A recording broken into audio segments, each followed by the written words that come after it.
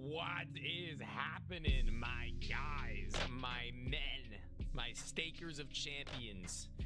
Primarily men, I can only assume. I mean, listen, I don't mean to be like that, but I'm sure that there's somebody out there who's making a big bang on the buck who is a wonderful lady. But even still, I mean, let's talk about our games tonight, team. We've got a banger lineup as is per usual. One game missing, it would seem, so only 4. That's going to be at the 12:30 slot we're going to be missing out on. But other than that, or actually, excuse me, the 12 o'clock slot I think we're missing out on. So let's take a look at that before we head into the very specific first matchup of Nate and D-Crad. We've got then just up beyond them, Twigs and Jared, Frizzy and Laboom. Some of these teams definitely some favorites, and Langor and Hambuga to close it all to finish up and wrap the night. Barely any breath in between games, but that 30-minute period in between what will be Twigs and Jared and Frizzy and Laboom, you'll have a little bit of time to really grind your nose on the gears and learn about what these teams may be looking for and towards as far as their stakes are concerned, to get your knowledge up and try to make sure you make the most educated of them. But until then, we're going to need to educate ourselves on the first game of the night. On that first game of the night, we do have none other than Team Nate and D-Crad. We've seen some fan favorite teams here and there, and I think that they are definitely one of those teams. I mean, look at this, the tail of the tape, baby. We got ourselves a heavy first blood favorite if we are going to be talking in regards to them and how they often do it so well. Nate and Cameron up there with the best of the best with that, and a very clear trajectory upswing to whereas Decrad and Laiku ever so slightly feel like they're just periodically pulling off just a little bit here and there. The last couple of games we had prior to the most recent were very tight affairs, it feels like, losing by measly rounds, but unfortunately last night was a bit of a thrashing against Team Jared. It was 9-2. That is a kind of gap you can't really do much about other than eyes open and eyes wide and saying to yourself, I don't really know about all that. It's gonna be a little bit of a sign-off moment, it feels like, in the camp of them. You play the sad violin, and you know, I mean, it's just a shame they haven't been able to really bring themselves up to snuff and bring themselves into a place of competition. I mean, guys, it's been a long season thus far. It feels like 5 weeks in, approaching the 6th, rapidly snowballing game through game. I don't know how you feel, but for me, it's just constant how we see these teams evolve, sometimes devolve in very few instances as well. But for the girls, they need to step up into a level that beyond of anything of which we've seen just yet. I think that we might see that, we might not, but let's take a look at the stakes and see what you guys think. Let's see where you have put your faith and your hope in them financially as well. Whether or not you've backed them is not up for me to decide. It's Nate who has that 1.25, a 3.09 for Decrad and Laiku, a distance that's definitely separated and spread with the first blood. You feel like you got Cameron staked higher than anybody else, with Nate getting a little bit of love just as well, but still not blowing the girls out of the water. That much is definitely not the case, at least in a good time. I think we've realized that Decrad and Laiku have first blood potential that doesn't really reflect in their percentages, and it's worth maybe sometimes digging in your heels and really doubling down on what you feel like might be them bringing you home some extra bread on that regard. But as far as the specifics, as far as what we come to expect from the match determination, you guys have put everything on the 8.74 for a 9-5, 9-6 even for Decrad. What is going on with that? What is going on with that? All right, hold on, team, hold on. 9-3 for Team Nate. Okay. That 9-6 singularity post out for Decrad. Somebody went in on that. Somebody went in on that. And I don't know if I blame you. It could be one for the ages. We're gonna get a little bit of a conversation moving and grooving here with Cameron and Nate, though, to really see what's up inside the minds of the players. Oh, am I interrupting? Oh.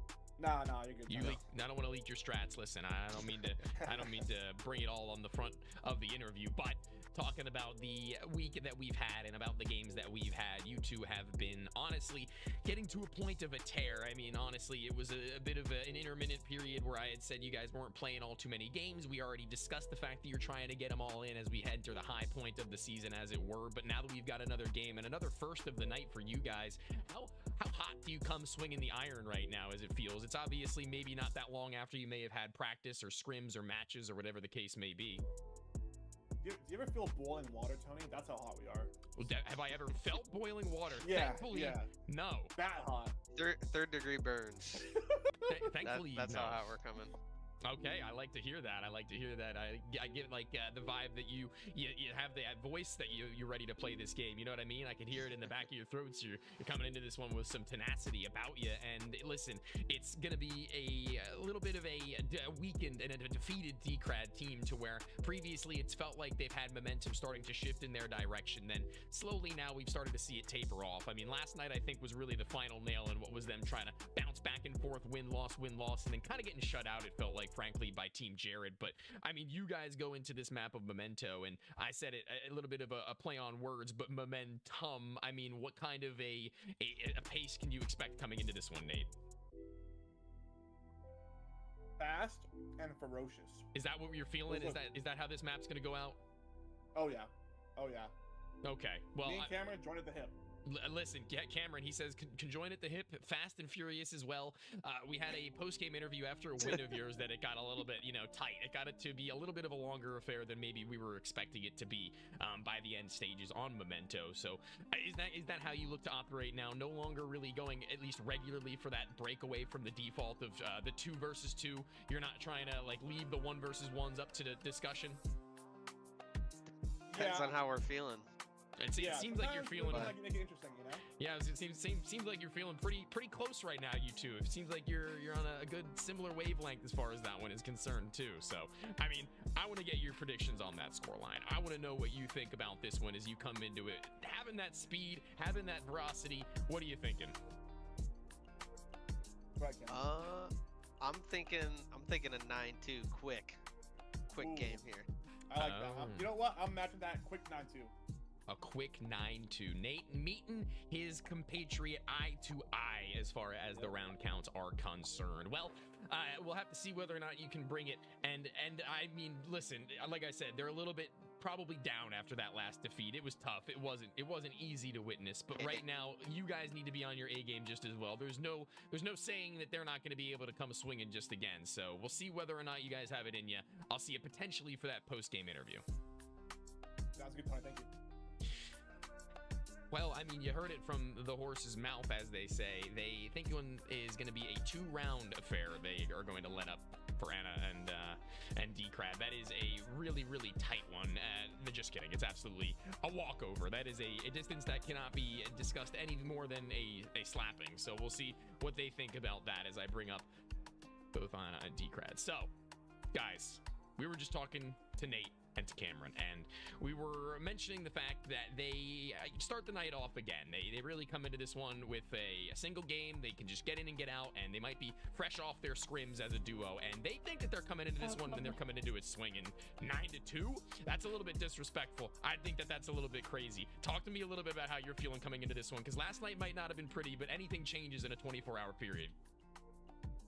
That's true. I mean, again, I don't think we do too good against like our teams that we played for the first time. That was our first time playing them, so. Yeah, actually, that's an interesting point you bring up. Every game tonight, which is insane to me, I wasn't even expecting one, but every game tonight is a first-time matchup. This is very new for everybody. Yeah, I mean, you guys, like you say, aren't really fans of playing against the team for the first time in general, and it's hard to really gauge how you're going to be feeling out that one. But do you have like a style that you look to implement when that is the case, when you don't necessarily know how you're going to be played up against?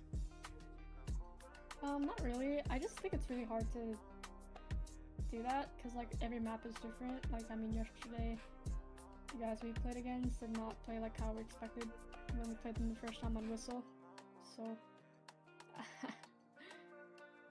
it's hard to say. Yeah, so it's like even when you do know, it's not really like a science in these 2v2 sometimes. Sometimes they just throw caution to the wind, and you know, I'm not trying to leak strats. I'm not trying to do that, but they did say that they themselves don't really know how they're going to come into this one because it depends on how the vibe is and how the feeling is on Memento. Sometimes it's, you know, the conjoined at the hip is how they described it, and then other times they're saying to themselves they're ready to scatter and separate. So I mean, you're gonna find out pretty quickly. I can only assume it's only for better or worse how you come up out on top of it. So talk to me about how you think this one will turn up as far as scoreline will go. DK, you've been a little quiet here. Let's turn up and maybe spit a little bit of venom. Maybe what do we got? Sorry.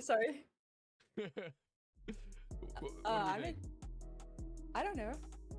I think it's gonna be a good match.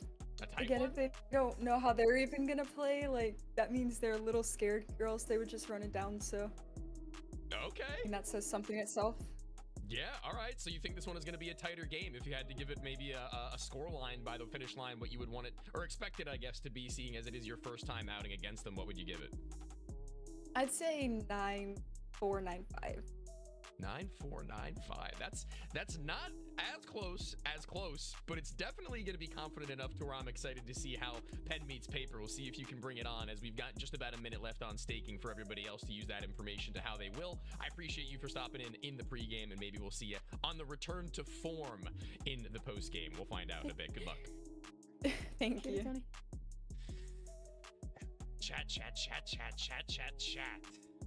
Is that inspiring to you? Does that bring you the level that you need as far as staking on their side with 40 seconds left to do it on. It looks like it's actually created a greater divide somehow.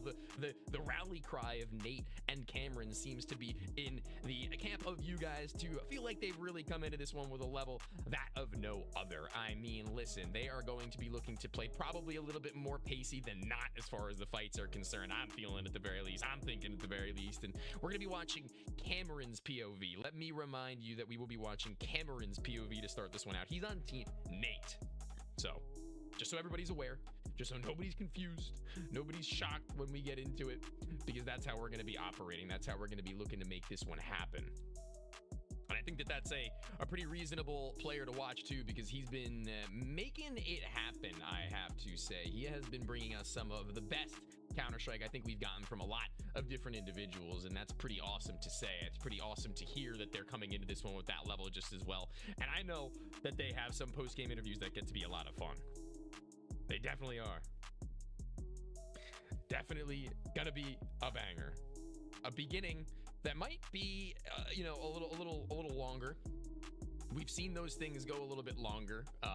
But with Anna and Laiku, you never really know what they're coming on with on the night. It could be something absolutely mind-blowing part, and it could be something a little bit more tame. It could be any one of the mixes of them. Kirk's third leg. I heard that name mentioned in the Matt cast watching the Call of Duty stream, and I was saying to myself, what's one of my regulars too? It's good to see the homie popping all around. I mean, you obviously not. You're my regular after Matt. Matt comes first and foremost. But I do appreciate that you do be jumping and hopping all around all the different esports, with Counter-Strike 2 being one of the newest ones introduced into our field. So thank you, everybody else, for also coming and staking and being a part of the action. Lil Boy, crazy Kirk's fat tip. All different body parts of Kirk coming to hang out with us today.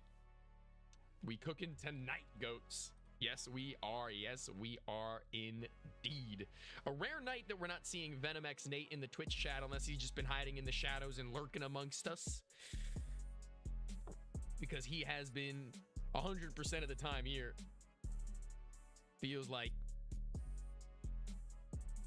it's a nightly occurrence. A nightly occurrence.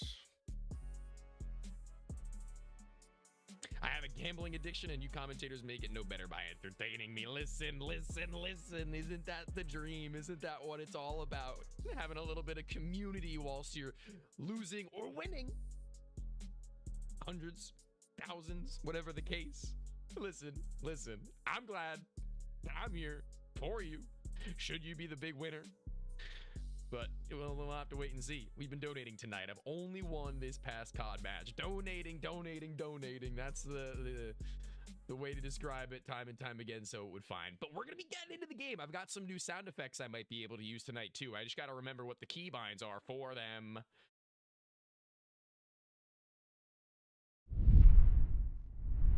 Oh, wait. We got to actually hear our players. It's probably a good point, right?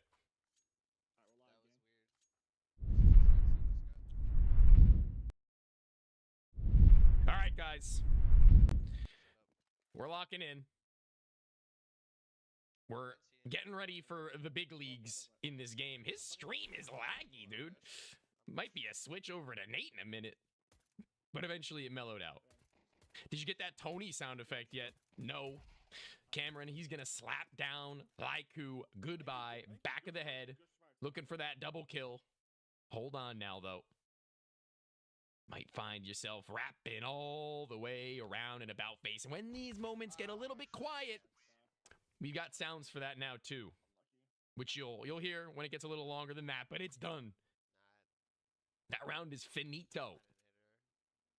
Ripped, if you will.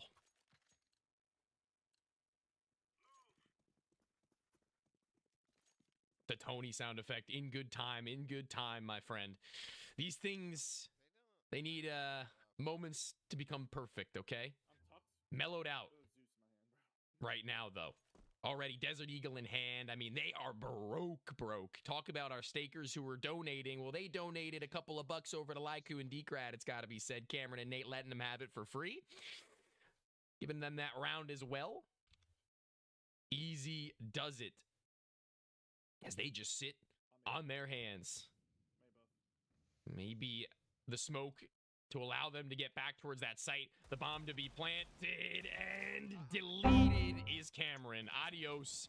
Unable to see anything, just spamming inside of the smoke and trying to make himself a threat. It won't happen. It won't work. Like you double kill and double down.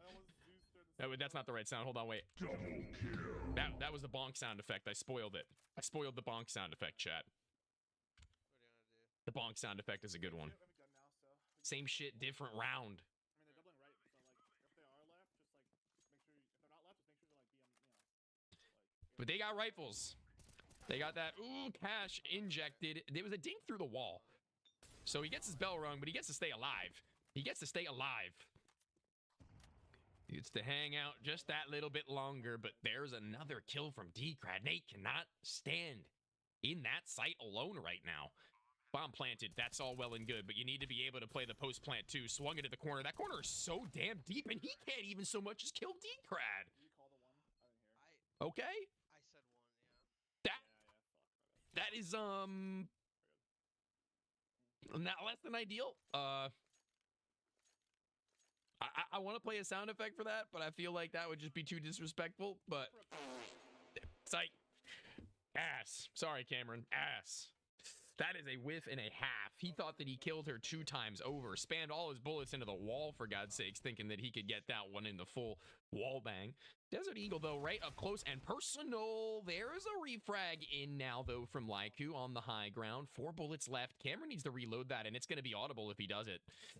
Oh, baby, that smoke, though, that's going to make it tough. That plant is for free, and where are you going to opt to head? This is him pulling away from the bomb site to make that reload, but it still might have been heard, and the slide down. Has Laiku heard this, or did Cameron give her the slip? He is going to be able to have her actually go for the fight. She thinks that she can go on discovery mode, and she finds him and wins another double kill. Not the right sound.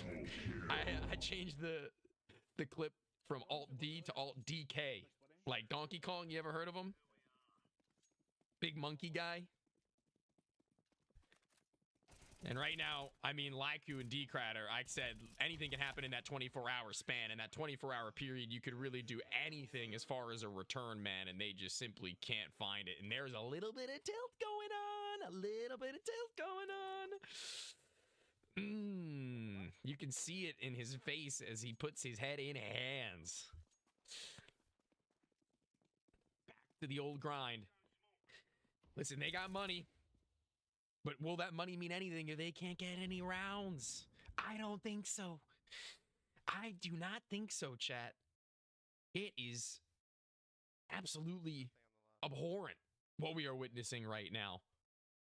And we may be on for what is another one of those insane comeback stories of the season in a match that they definitely needed, and Nate is gone again.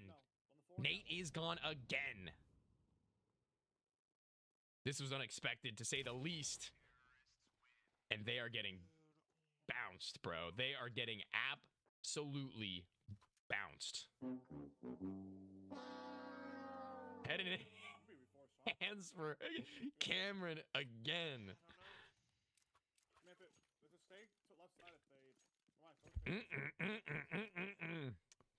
This is not it, bruh.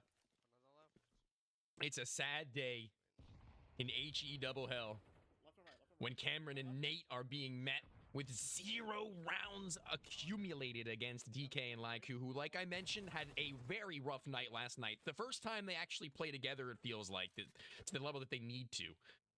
They get an opening kill. We have not seen them play at each other's sides like that right there, period, in this map. And this is definitely the time that they need to come alive. The flash is way too... Actually, excuse me, the peak is way too early. The flash wasn't even popped yet, and Cameron might be getting into his own head just a little bit. He's got to pull himself out, because this is only the halftime we're coming up on. This is only the half.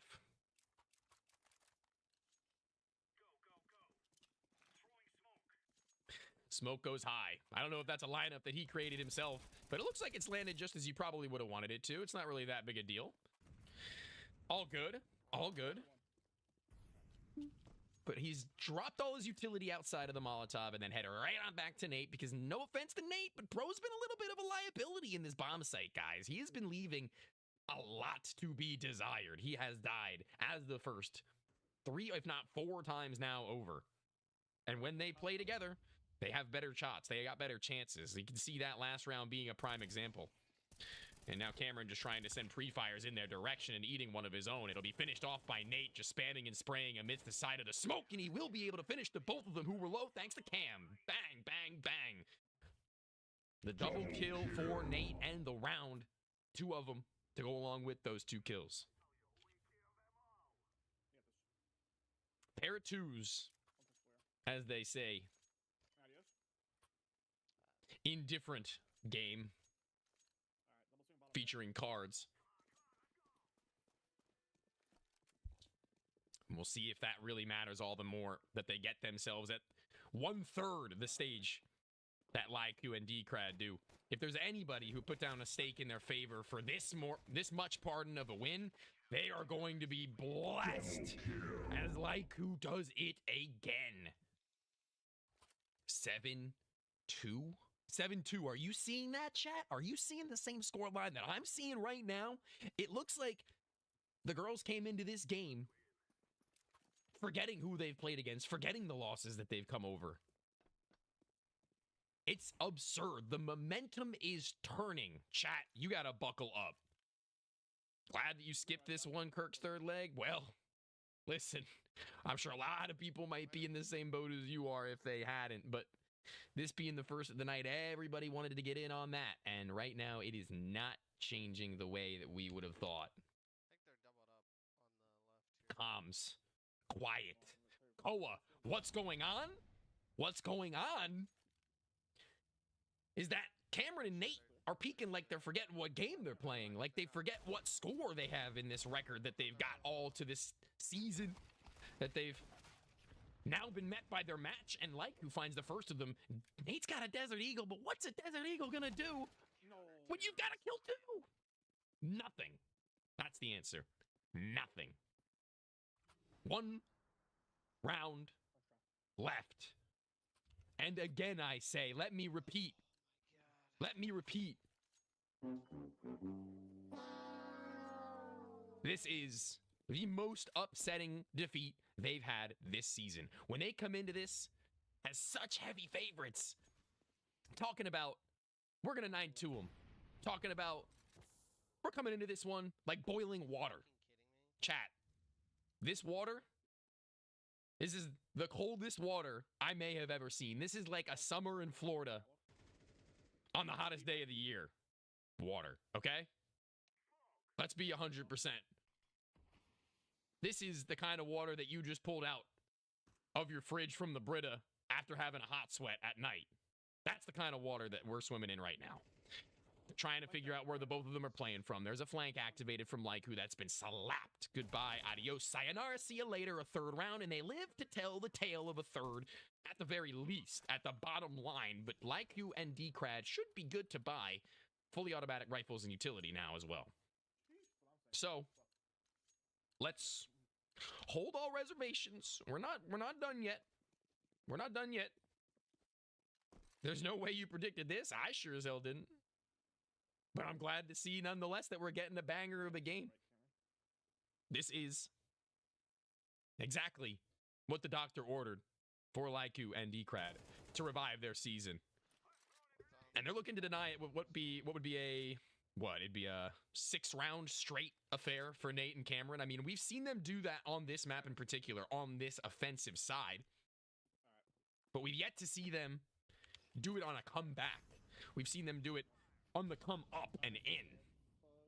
So here we go. Out into that bomb site. Nate is shooting, and Nate is shooting hard. And it looks like Cameron's come to play too.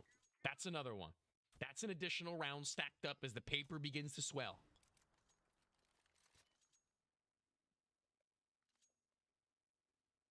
Chat, are we feeling like there's a comeback? Or is there anybody in the camp of Nate and Cameron that is a believer? That is a faithful individual enough to give them the energy they need? Raise your hands to the sky right now, because they could use it. The spirit bomb is charging, and Nate is the one who's already left with the slam. Blasts away the first of these 2 players with the Kamehameha wave. And every Goku needs his Vegeta right now. His Going catwalk with you. Yep. his equal, his partner, his duo. And it looks like Cameron is living up to the task, at least on this T side thus far, I must say. He was struggling on that CT side. He was really not able to make that one his own. They're broke again. But right now, it looks like he's changed his tune. Ain't no way they come back. Ain't no way. Ain't no way, no how. Is that truth, chat? Is that truth? Wasn't on the right side, see Cameron. Peek out wide. AK on site, swinging wide, and getting active in seconds here. Just waiting to see if anybody goes for the jiggle. But Laiku and Decrad are broke again. They got no cheese. This is Cameron's face, but yes, you can see it. You can see it in his eyes. Alright, I'm gonna come catwalk. Can you smoke this deep? But he's locked. I'll try. He's going to be holding his angles. Nate's dropping the utility. Smoke to his right side. A little bit deep, baby. A little bit deep. That is a error on the nade, I'm dropping. Ready? Hold it. Ready? I must say. But it looks like the Molotov has been the bit better. And they already have awareness of them as to where Laiku could be playing from. The finishing blow? Yeah. Ooh. Sean! What is that? One tap through the wall from Cameron. Ooh. Oh. When I'm seeing here on radar, That's a hot hand, baby. Oh my God. Are we witnessing it? Are we witnessing this all the way from 8 to 2?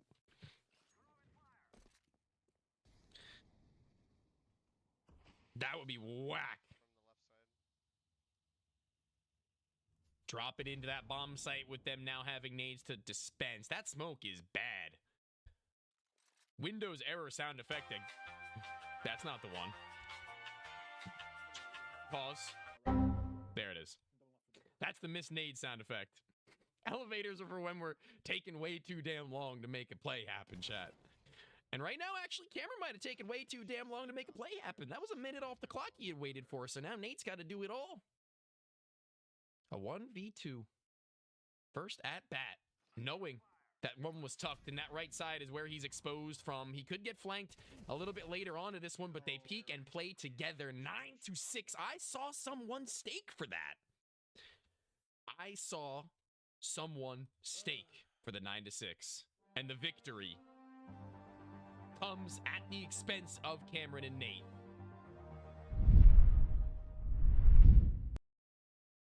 And it was a good one. It was a good one. I'm happy with that one for them. I'm sure they're going to be pretty happy with it as well. And I can only assume that that is the case. I got to add my soundboard to this solo cam too. But damn. Damn. So many people probably let down by the end of that one from Cameron and Nate. What are the girls thinking about that one, I wonder?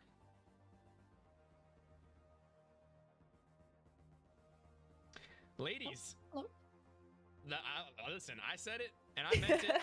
Anything can happen after a 24-hour period. Anything can happen in that stretch of time. And what we witnessed just there was a bit of a banger from you guys. I mean, listen, it was the POV of Cameron that we'd watched, but it looked like even with that being the case, we got to see in full effect that both of you came to play tonight. I mean, I got to ask this because maybe it seems a little bit redundant to ask, but how were you feeling individually? Because it looked like you were cracked out of your minds. Even you, Decrad, having a game that, frankly, I feel like looking at the recent results, I was frankly pretty shocked to see that you were reaming them with double kills like you didn't even need to turn corners. Yeah, I don't know. Definitely, there's some maps I feel like that just kind of gotten down, like the time isn't pretty comfortable on, so it's definitely cool to see. And I feel like even that game, we're a little more talking about like what we're holding and what can be open and gapped. So is that one of those maps that you think that you individually, not even as a team, feel pretty comfortable on now moving forwards, or has this one been one of those for you? What do you really feel about? Yeah, Memento? I would say so. Okay. Yeah. I think Memento is definitely DT's map. Not so much mine. Mine's like Yeah. Oh, brewery. To be honest. Brewery, yeah, you do. No, Anna's the yeah. brewery goat, yeah. Yeah, you do melt on brewery. That is definitely true. So looking onto your future now, this one, like I had kind of alluded to, was one where, if brought through, would be a little bit of one of those, you know, revitalizing games for you guys. Do you feel like these kinds of wins are the ones that really bring you forth into your next game with like higher mental? Because some players and teams might not be as affected by that, but I feel like personally, when the wins are sometimes a little bit more like long drawn, getting losses like 9-2 and then finding a 9-6 the very next night, that's got to be a pretty good turnaround for you guys mentally, yeah? Oh, 100%, yeah. Yeah. So next games, maybe seeing a little bit more of that, a lot of doubters in chat here and there, but also a lot of supporters, and I think that the supporters definitely came out on top on this one. I must say they feel probably pretty damn good having gone into your camp for this one. They're in your corner. They sent you all the energy that you needed to make this one happen, but at the end of the day, you are the ones who individually brought it to the table. Thank you so much for joining me for the post-game interview, and thank you for giving us probably one of the best games we've had all week so far. Thank you, Tony. No problem. And that is that. We can say that we got our interview and it was everything that we could have wanted and more, as we can cool off, relax, breathe a little bit, take a second to get our bearings, chat. We gotta lock in. We've got more games. We've got to move forward. She said that's a backhanded compliment, Tony. Well, I mean, it kind of was a little bit. I mean, listen, it's not easy to come out of these matches that look a little bit tough. They look a little bit tough and come into these matches and then have big victories. I mean, listen, Decrad has also been very, very transparent with the fact that some of the games have been tougher than others, but when she comes with the blicky, when she's hitting it like that, bro, there's no one, it seems like, that can really say much of anything when they're finding the results. Listen, that's just that, okay? That is just that. And you can't deny it, I can't deny it. It's the way of the world. The war of the world, if you will. These guys are gamers. Well, we're going to start our pre-show and pre-match for the next game, guys. We got to look ahead to Twigs and Jared's teams. Get yourselves a peek. We've got our stakes to be filled. I see you guys throwing dollar after dollar. Use this as your reference. I thought I was about to sneeze there. I thought I was about to blow the roof off. Whew. Good Lord. But I wasn't. I didn't. I kept it together. That's not easy to do. I don't think I've ever gotten that. Tony, I think I'm cooking on this one. What makes you think that? Because with all the information you have on your screen here, it's a pretty close game, Sarcastic Dan. It's a pretty tight-knit affair. It's one of those where you might not always be so confident.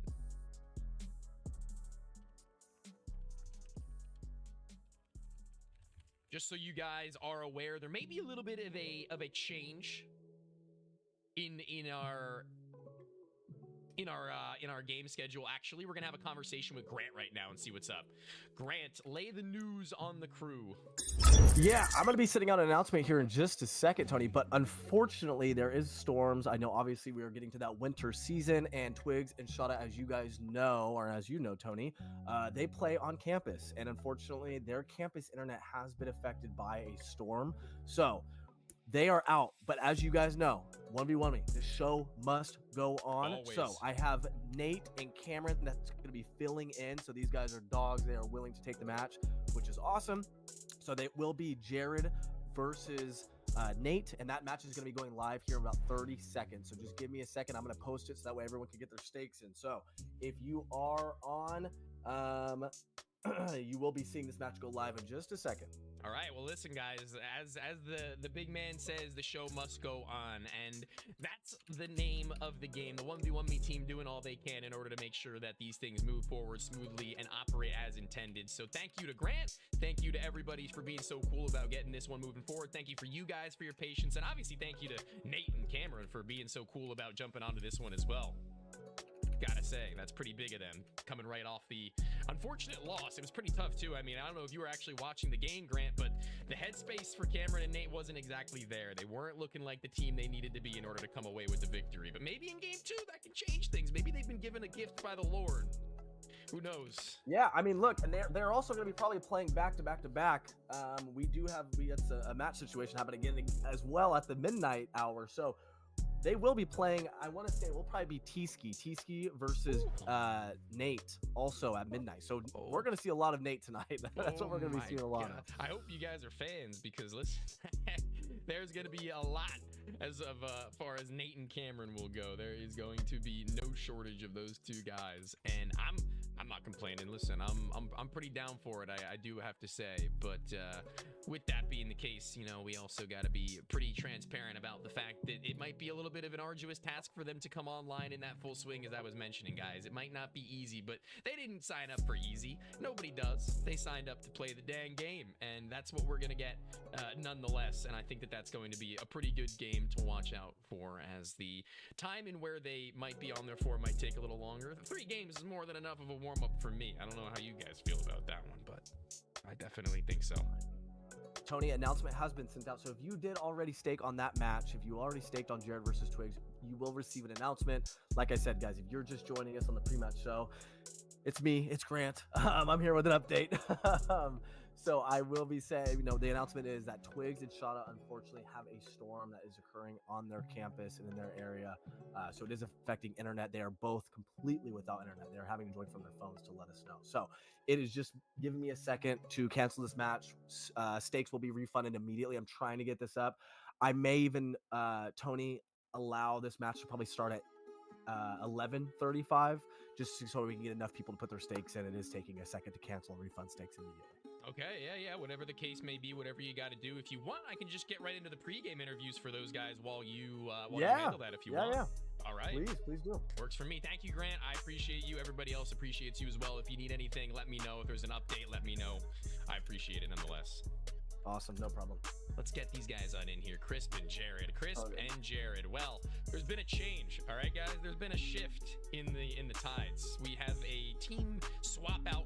Twigs and One Shada on campus. No internet, no power, whatever the case may be. Unable to meet you guys in this match. But I don't know if you've been informed. I only assume that you have.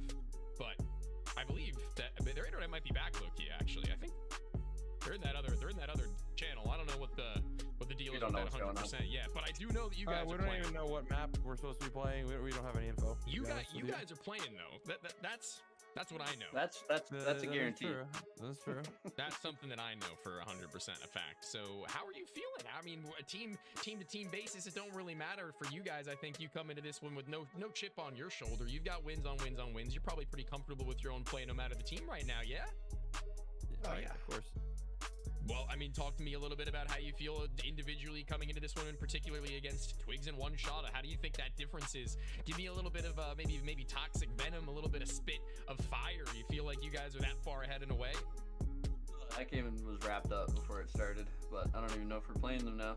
Okay, well, let's get a hypothetical moving then. Nate and Cameron, we're going against them now. Let's think that we're doing that instead. What's the difference there? I'll take that one. We low-key love Nate, but it's personal. Yeah. It's personal. We need to destroy that man. Listen, tough love. That's what they call that, if I'm not mistaken. Yes. Tough love, yeah. Yes. Well, in that instance and in that case, I think that there are a lot of different teams in this season thus far who have a similar vibe to you guys about their friends, their loved ones, so to speak, right? Like, I mean, you guys probably see each other every LAN, you know? I mean, like all these Fragadelphia events, for those of you who are unaware, Fragadelphia running North American LAN events all over the country, and these guys are definitely popping out to a majority of them. Have you ever had to face Nate on LAN? Is that a thing that you've ever had to do? Yes, we actually had to play him twice at a Mega Jersey there. Oh, really? Yep. How'd that go? Didn't go well. Really, neither time? We were up. We were up 11-7 and 10-4, and we lost both maps. Yep. So that's all you need to know. Yeah. Oh yeah. Wow. That's how it goes. That's how it goes. You know, sometimes. Chat, listen. I'm not saying nothing, but I'm not saying nothing, but that's that's not great. No. I don't know for my people who don't know Counter-Strike like that. You know, I don't know if my people who don't know the 5 versus 5s as they need to know it as. It's definitely one for the ages when you slip up just that little bit more. I'm just assuming here based on the information that's been given to me previously by Grant, that after having gone through and canceled the matchup between Twigs, that they will likely be given an opportunity to play either later or another day, to whereas it will be Nate and Cameron that we will be going up against. I'm pretty sure, seeing as that's the game that's now popped up in and on my feed, but I'm pretty confident that will be the case. Crisp, you're the POV we're gonna watch, okay? You're the guy that everyone's gonna have their eyes on. And listen, I don't know if that finds you any pressure, but like I said, you've been to LANs, you've been to these things, you've had people physically standing behind you, watching over your shoulder, peeping onto your screen. What does it mean to you when you do go into these games as a streamer? Has it really changed for you at all, or are you used to that? Is this something that you've been doing for a while? I'm pretty used to it, I'd say. I mean, I've been playing competitively for a long time, so I've had the eyes on me for a few years now in the scene, but you know, it'll just make me play a little flashier, I guess. Not necessarily troll in any means, but I will be going for those plays that the viewers want to see. Ooh, okay, going for the plays that the viewers want to see. That's fun. That's fun. Listen, obviously, nobody condones trolling by any metrics, but I don't think being flashy and trolling are necessarily the same thing. I think being flashy is just something of a play style, right? Something of a difference of how you're going to be approaching situations. So, Jared, talk to me a little bit about your play style in general as well, and either agreements with that or maybe in a little bit of a difference to that. Do you find yourself as trying to be a little bit more flashy, a little safer? What's your vibe? I don't necessarily know that my play style's flashy by any regard. I would just say that try to play smart, and I really think that, like, at this level of like CS, like, everybody has the ability to aim and everything like that. So I think probably take a little bit more of a methodical approach to it and try and, I guess, win the mental battle and make the appropriate plays. Sure, and let's take a brief pause really quickly, just because we've got a pretty big man on campus right now who wants to probably deliver another message. Grant, what do you got for us? I'll keep it short and sweet. So, match is up. For anybody that your guys' stakes were refunded, if you were staking on Jared versus Twigs, the match has already been canceled. Your stakes should already been refunded. So that's the good news. More good news. These guys have, Nate were willing to step back in, which is awesome. So I always appreciate that. I want to give you guys all the matches that you can possibly stake on. So the match is going on. I did schedule it for 11:35. So it's not going to start at 11:30. Tony, you're already on the match, so nothing you need to do on the portal. For my stakers, you have an extra 4 minutes as of right now, as I'm looking at the clock, to get your stakes in. So you have 3 minutes and 30 seconds to get your stakes in. Additionally, in 30 minutes, we have another match that's going to go live. It should be live here in about 30 seconds. It will be Twigs. Twigs' internet did come on at the very end, which was interesting timing, unfortunately. It just came back on. So their internet is back up. They were able to provide proof for everything. Twigs versus T-Ski. So it's going to be Twigs versus T-Ski at midnight. That match is going to go live. Get your stakes in for Jared and Crisp. Good luck, gentlemen. I appreciate the flexibility. And Tony, take it away, my friend. That is all I have for you. All right. Well, you heard it here, guys. Grant giving you the lowdown. We've got ourselves not only a fill for this match, but we've also given you a 5th game to go for tonight. So look at that. You get a little bit of an early bonus, a little early gift for Christmas that's just around the corner. It's the November special. Listen, guys, I'm going to talk to Cameron and Nate just a little bit here before we do get into our matchup, so I'm going to need a score. You know what map it is? Actually, let's find out. We still don't know what map. Whistle. Whistle? Scoreline, boys. What are we thinking? Let me download it real fast. What? I had to That's uninstall a bad it. omen, team. We have to re-download the map because at Frag, all the PCs were like completely unable. Like, you're downloading gigs worth of stuff, and we couldn't start games, so we had to all uninstall our workshop maps. Yes. It'll be a good game. Scoreline, what are we thinking?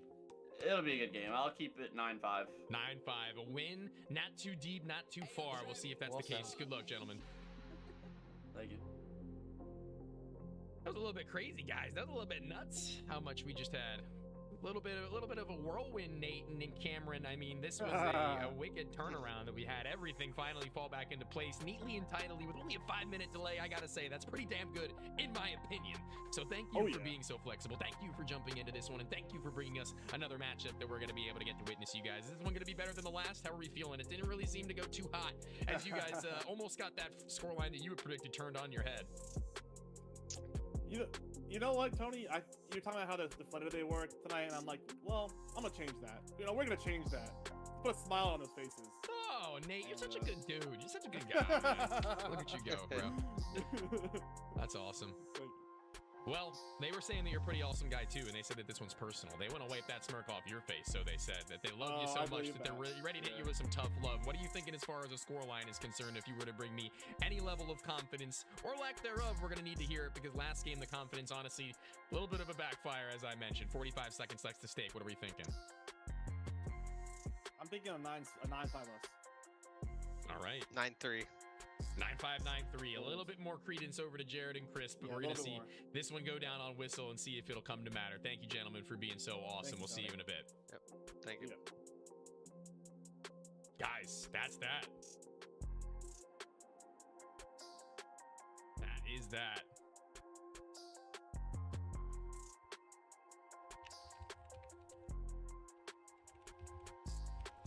That was one of the quickest turnarounds I probably could have ever asked for or imagined.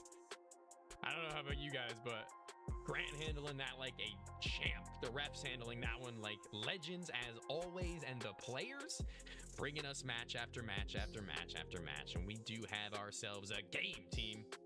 We're gonna be watching Crisp, just to remind you, just to give you, look at all that yellow and green, man. Look at all that shine. You seeing that? I know I am.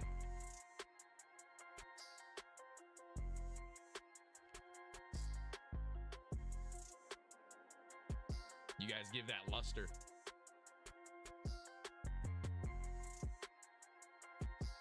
I appreciate everybody staying with us, sticking with us, making sure things stay on track. You guys definitely helping out just as well. We're going to be jumping into the game in just a few moments here as they hop into that server. Show must go on. Show must go on. It's always a pleasure when Grant shows his name.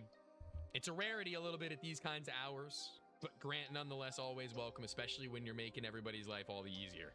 Nate bouncing back, says Grace.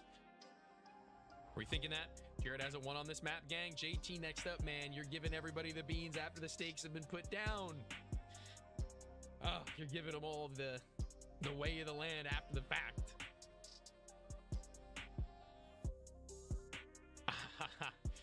Also, the midnight match went live too. Let me just ensure that we've got that one on our line and on our side just as well, because we want to make sure that we've got all our games claimed. You know what I'm saying? That's an important fact, that we actually have these games for you guys to watch. I think that's pretty important. Tony, you come back to the app and it's 50 games. What you mean? What you mean, man? What you mean, man? What'd I do? Hey, man, he made it happen, and that's what counts. I could not agree more. My man. What is CS2? What is CS2? That's a great question. CS2 is Counter-Strike. A typically 5 versus 5 first-person shooter that is based on economy with 2 halves, attacking and defending. Bomb plants, diffuses. But right now, in this season of 1v1 me, it's 2v2s.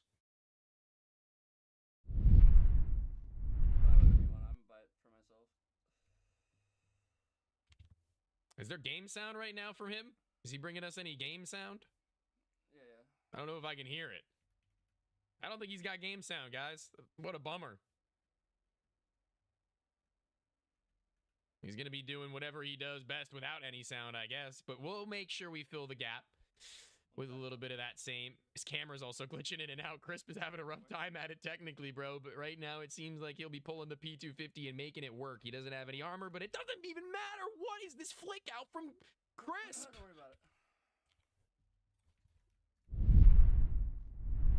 Like he'll be pulling the P250 and making it work. He doesn't have any armor, but it doesn't even matter. What is this flick out from... Oh my God. Tony, what is your favorite meal? That's a tough question, bro. I'll have to get back to you on that one. Right now, though, I'm thinking we might need to switch up the POVs over to Jared. This one is looking a little bit quiet for me, guys. I don't know. I need that sound, man. I need to be able to hear that gunfire, that energy coming out from the gameplay aspect of things. And I can't even hear Jared. I can't even hear my boy. What's up with that? He's gonna win it though, nonetheless. I'm bringing on Jared. We're bringing Jared. We're bringing Jared. I'm Tony's favorite meal. That's crazy talk. Hey, yo.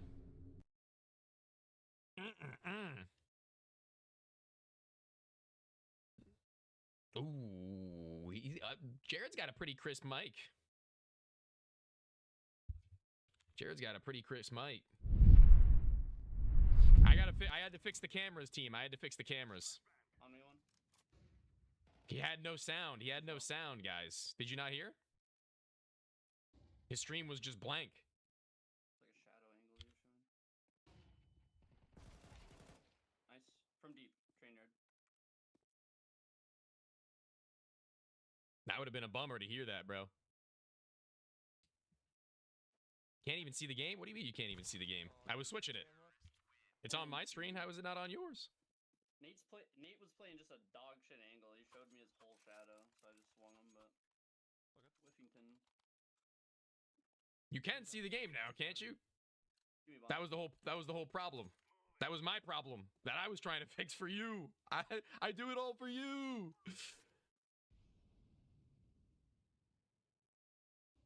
We got ourselves a game now on our hands with 2 rounds already having been secure. Losing out on the one of them, Jared is going to try and wrap around the backside. That bomb tapped, not planted though, and I don't even know where they're at, dude.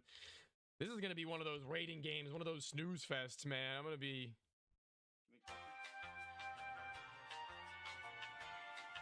Oh, you got a kill. Oh, Chris got a kill.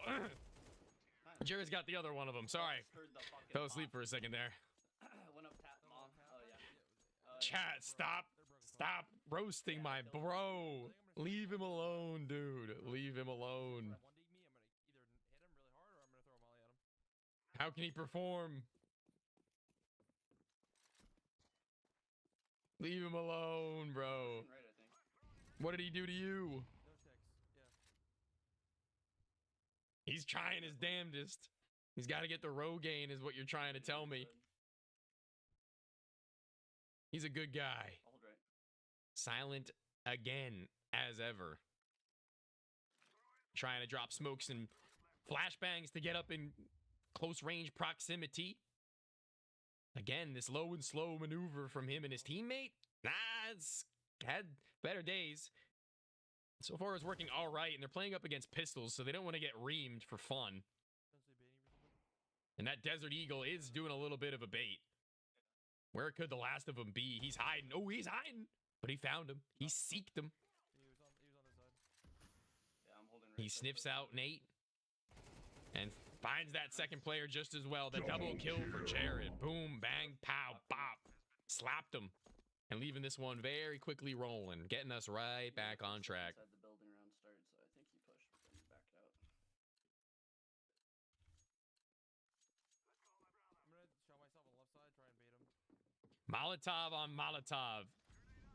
Chat, I don't know. What are you thinking as far as the difference in round count for Nate and Cameron are? Can they make it happen? I mean, they were having a tough go at it in that last match.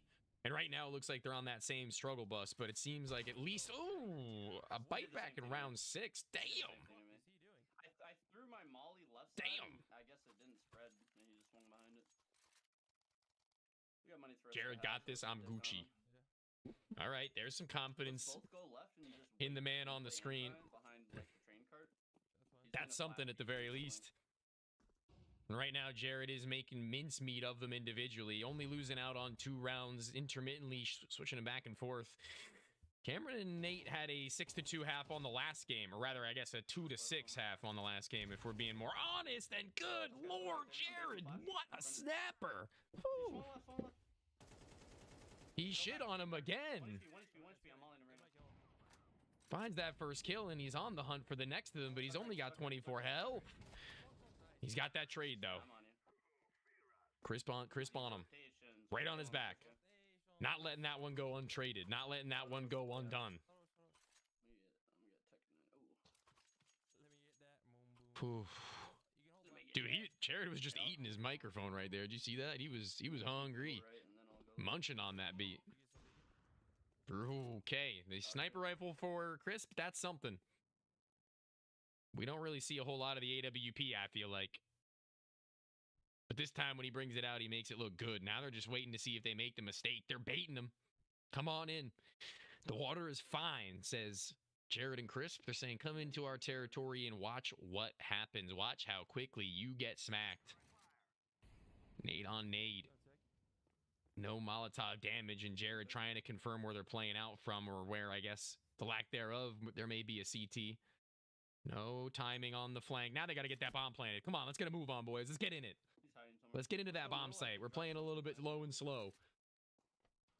40 seconds left. The double dink to Nate, but he's finished off, turning to his right, and imagining that Jared might have gone around the bend. He is exposed. Good half? Yeah, well, not great. Not a really good half. They said this one was personal right now. Jared and Crisp said they want to take this tough love and shove it right up to Nate. Somebody they would consider a friend. And they're doing exactly that. They're giving it to him pretty tough. Both of them now walking the dog. Crisp is getting active, and Jared is not that far behind, but he's going to initiate a flank. Ooh, I know what sound effect I could get for these kinds of moments. I got the exact sound effect I'm going to be adding at some point for this one. But for right now, all I can say is that he might have the play of a century if he wraps the back lines and finds the both of them fully exposed, fully out and amongst the open. The bomb's going to be planted, I think, in seconds here as they go on discovery, but they haven't turned to the back of the train yard. Hello? Anybody home? Hello? Dude, have they wrapped all the way around, bro? This is like the Benny Hill. Chris got the both of them. We didn't even get to see it from his POV, but he gets the double kill anyway. It's such a read. I get one sound cue and I already can just fucking project what's gonna happen. Crisp is getting a little bit cocky with it. You hear that? Bro thinks he can predict the future now. He's seeing past whatever moves they make before they've even made them.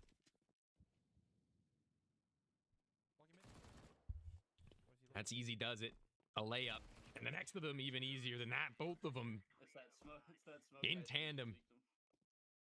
Cross their fingers that they can make another 8-2 comeback attempt, Nate and Cameron. But this time actually complete it, maybe? Maybe actually win?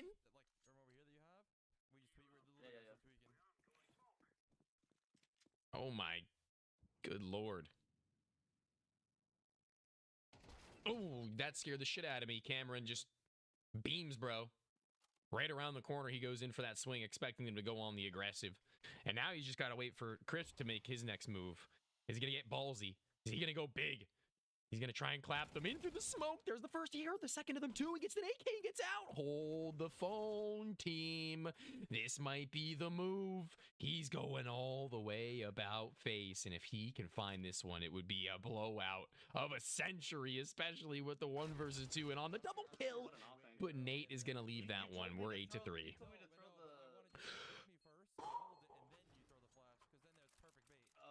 I gotta breathe. That was almost a heartbreaking loss there, but they're still 1 round away from getting bashed. But if there's anything that we've got to say about this Nate and Cameron combo tonight, is that it hasn't really been up to par. With that being the case, is now the 1 versus 1 has come through for Crisp, who honestly gets a little bit betrayed by this boy in Jared. He now has to wrap around himself. Again, the 1 versus 1, though, an easier affair, especially if he's got his back turned. The Crisp double kill. I think Jared did the right thing. Sleep! As he casts the spell of no return to his opponents, and we get them for our post-game interview. Let's get him on in here. What do you think? I think that's a pretty good idea.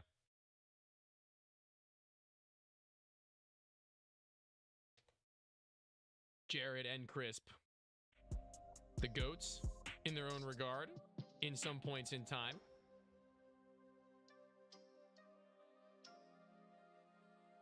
Would get punished because they're once again playing so scared that they were passive and sitting back.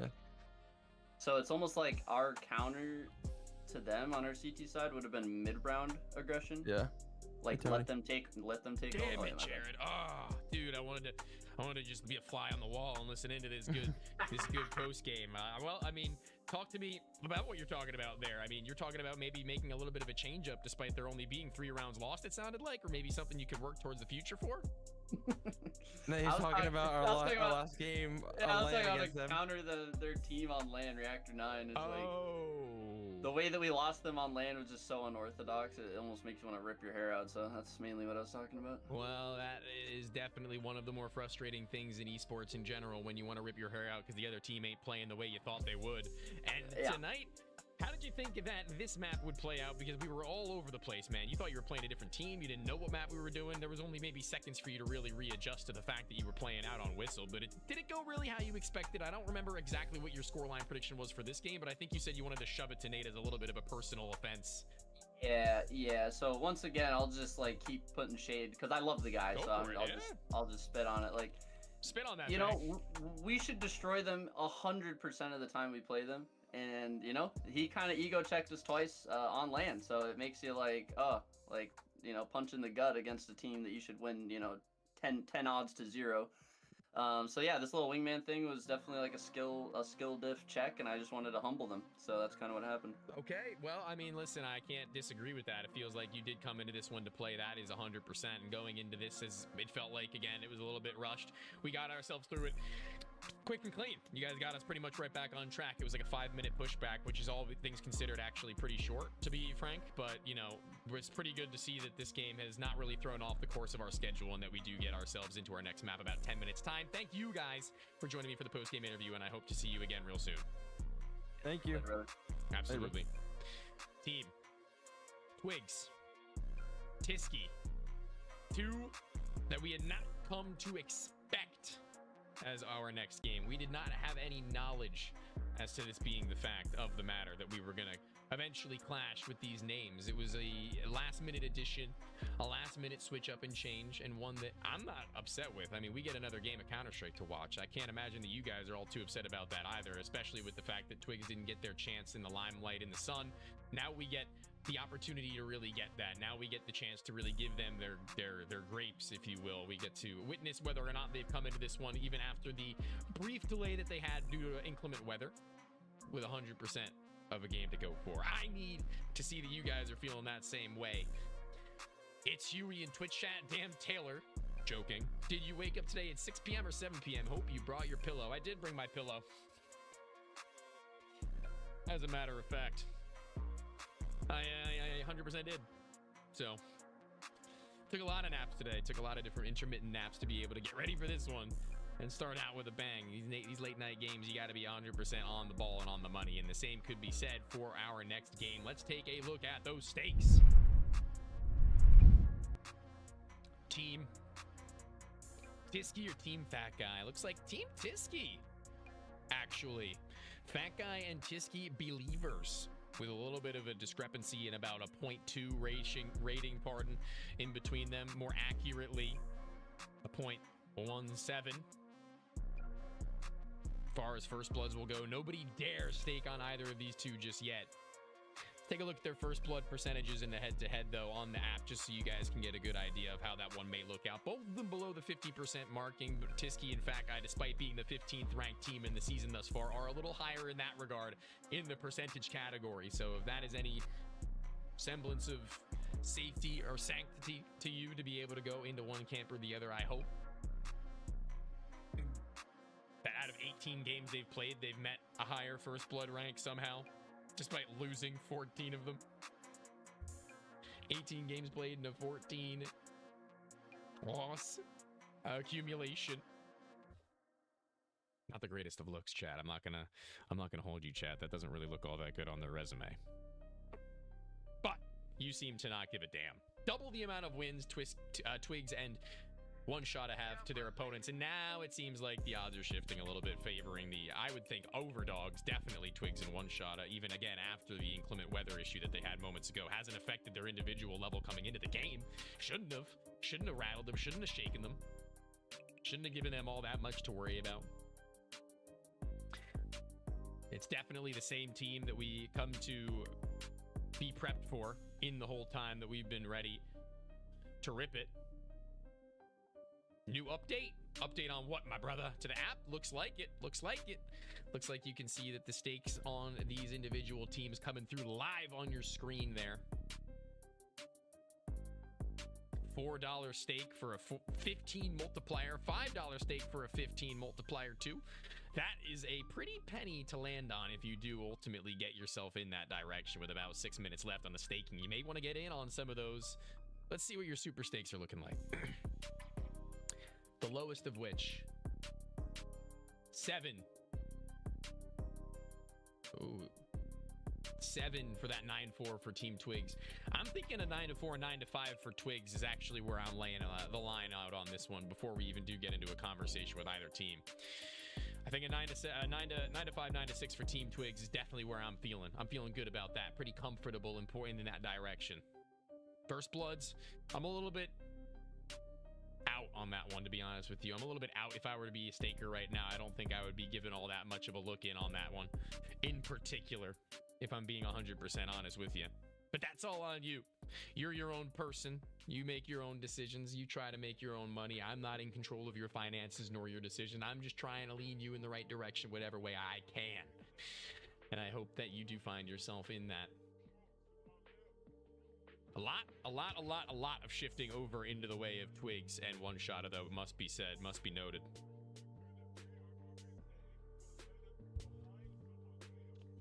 Rich to P thinks One Shot hits that first blood. What do y'all think? What do y'all think? Do y'all have any experience with these two teams that you want to bring onto the table? Because looking, they have no history. They've not played each other. They have no head-to-head that we can even refer back to see if there's any specifics as far as that one is concerned. Let's also take into consideration the map of Memento. We return to that map after our first game of the night. We're going to be back on the battlefield and looking to get that one through and do.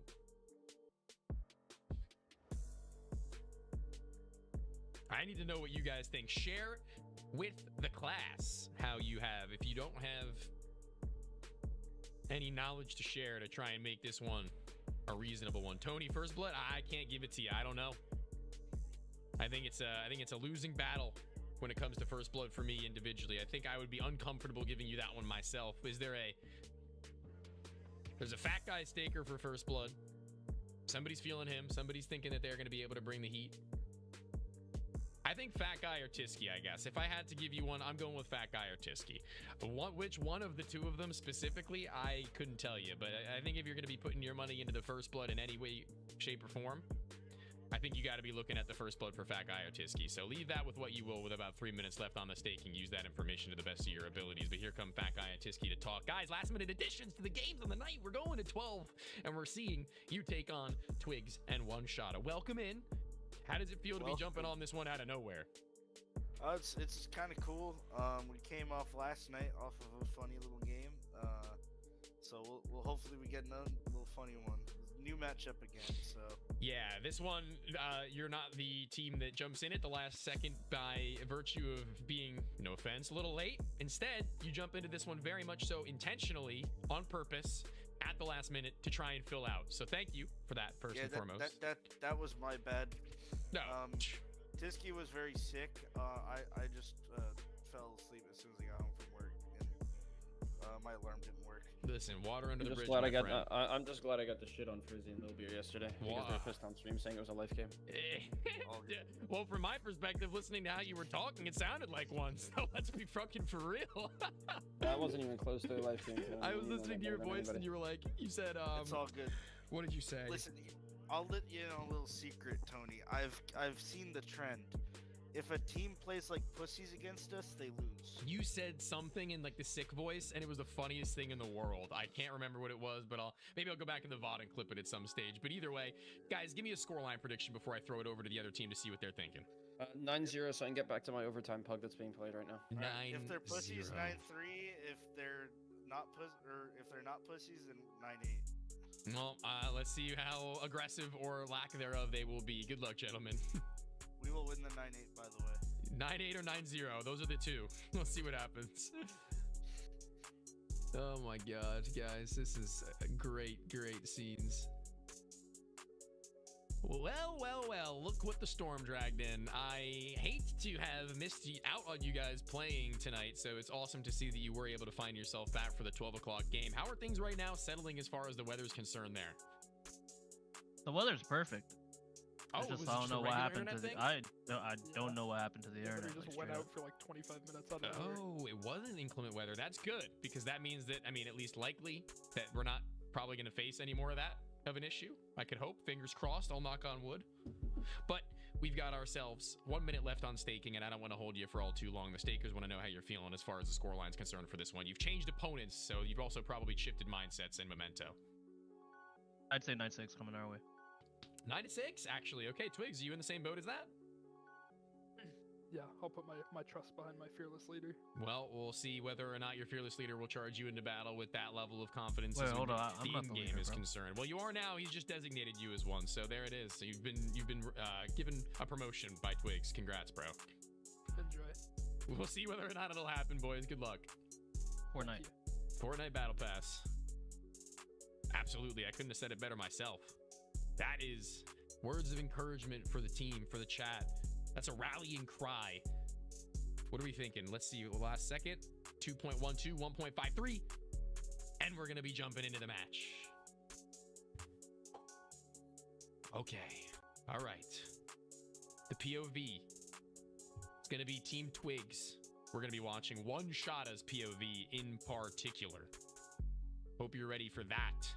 He might be hitting a vape rip or two, to which I don't condone, chat. We don't condone the use of drugs. That'd be crazy, okay? Ridiculous. Unless it's fun. Nah, I'm joking. I'm joking. But what are you guys thinking? What are you feeling? Tony, baby. Now, I see you. I see you, Kirk's third leg. How could I not? You're so damn big. So many ones. So many ones. Listen, guys. Throw on that. Hold on, one sec. Here, one sec. Listen, check this out. Hold on. You ready with it?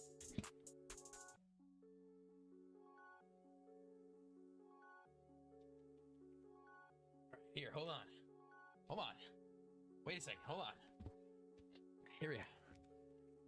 Oh, I threw them all, bro. I lost all my singles. Hold on, wait. That's not how you do it. I'm looking like a damn fool right now. Oof. That's you guys right now. That's you guys in the staking. Hey, yo, that's clipped. Let it fly. Ooh, making it rain. You gotta make it rain. Do it again. All right, hold up. That was, hold on. I gotta get a better one than that. I hit 3 out of the 4. I gotta hit the 5th one. Hold up. There you go. You see that last one? Woo! I gotta clip that. I clipped that for later. That's going in the Tony highlight reel. Tony's so poor. What do you mean? I just showed you my money, my stacks, my bread, my guap, my green, my cheddar. My stacks and stacks on racks on racks. Woo! And those are just my loose singles. Did the game start? Not yet, brother. Looks like it is starting now. Oh, wait. It looks like the stream crashed. 1 second, guys. Their stream crashed. It said I needed to reload the player. All right, it looks like they got it. Looks like it's figured out now. Caster's dumb as hell. Pipe down, Grace. What do you mean? What did I do wrong? It ain't even my fault. You guys think you know everything. You guys betting money think you know everything sometimes. Man. You guys think you know everything sometimes. And sometimes you know some stuff, but most of the time you don't know nothing. Damn right you know I know everything. All right, JT might know everything. We're 2 rounds deep now, having gotten ourselves back on track. Refund. Who got first blood? If you check the play-by-play, it was One Shotta who killed Tiski. One Shotta. The one man. We're back on Memento. We're playing so much Memento tonight, guys. This is an insane amount of Memento we're going on in.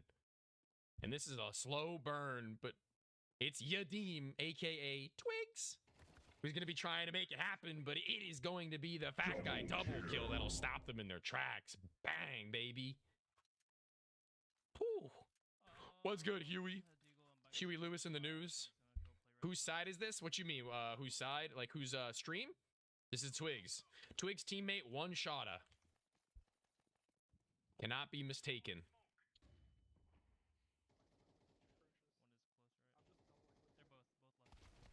Desert Eagle, not gonna be the weapon for the job. Womp, womp. Sad, sad day. I think this one's gonna be a wash. This round right here. I hate to say it, chat. It ain't looking too hot right now for them to be ripping on the Deegs. What are they gonna do? Is they gonna just rip around this corner and go bang bang, boom boom? Doubtful. It'd be one of the craziest things I ever seen. Oh, trying their best with this singular pistol, 43 HP. I mean, surely somebody's gonna go swinging onto him in mere seconds now. Spam out, no dice, baby. Sorry to say, I ain't a believer of it. Woke up at 6 or 7 p.m. Thanks, bro. Thanks, bro. Thanks, bro. Thanks, bro.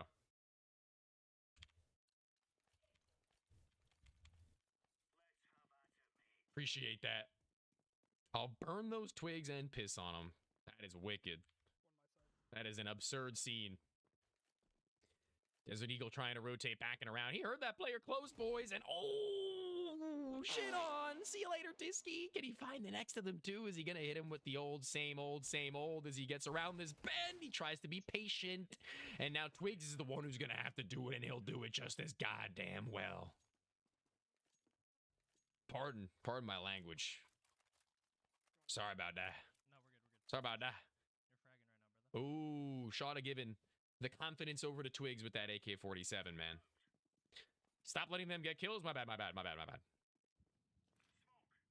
Smoke Molly, trying to stop them from a rush. We don't often see rushes on this map, I've noticed, but that is a whiffed nade. That is an error.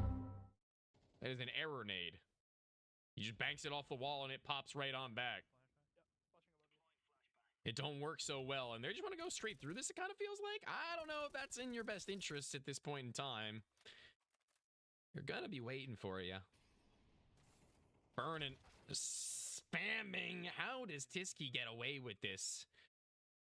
I can't believe that. And now it's only Twigs. He says, moments ago, one shot, you're fragging, bro. Go off. Keep the AK. And it doesn't matter when he simply can't turn on a 90-degree flick fast enough.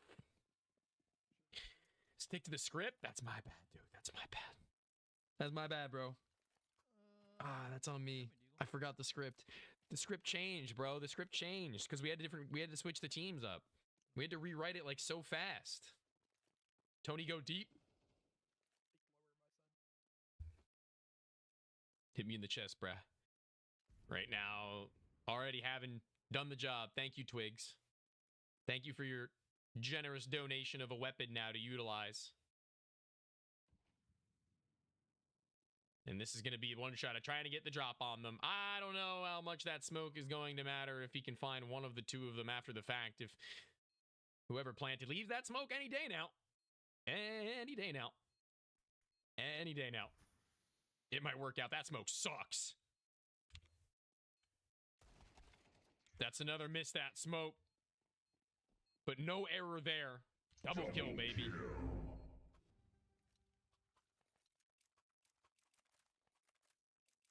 You forgot to open your mouth when you went deep? Hey, yo. Gross. Whoa, whoa, whoa. OJ and Void, relax. Relax. It's all good. No reason to be talking like this. No reason to be talking like this. Chill out. Chill out. Whoa, am I frozen? Am I frozen in time? Chat, what's going on? Where am I? What the hell? I'm a ghost, dude. Don't worry. The gameplay is there. I'll be back. Just like that. I'm frozen? No, I'm back. No, I'm back. No, I'm back. I don't know. These 1 versus 2s have not been convincing me, man. This should very well be one shot up, leaving this one to the floor with a 5-3 in favor of their opponents. I can't imagine it goes any different. There goes that smoke. We've seen it do some wonders before, but oh, no ammo left. He's known. He's done. He's dead. He's beat, surely. That should be a good riddance moment for them. A double kill where he's just sitting inside the smoke. He's toying with him, bro. The elevator music is about to start playing again if I don't get this kill coming through soon enough. One shot, I got him. Tisky drops a molly. He can't stick the bomb. He's only got 5 bullets left. And Tisky, he's got no reason to peek. He can just play this one slow as he'd like. The double kill coming in maybe even for Tisky before we finish it all out. As it will be the end of this round. And Tisky's done it. He's brought us into that next half with a lead. Whew. Whew. Breathe, chill, relax. Oh my god.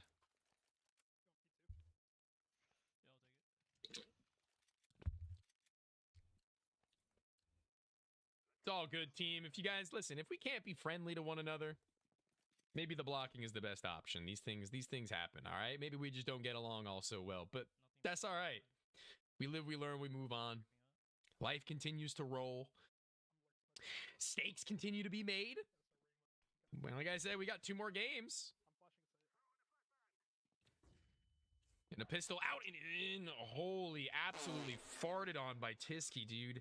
He got shit on. That was a wicked loss in life. Oh my god. That was a painful one. Tisky and Fat Guy are doing him dirty.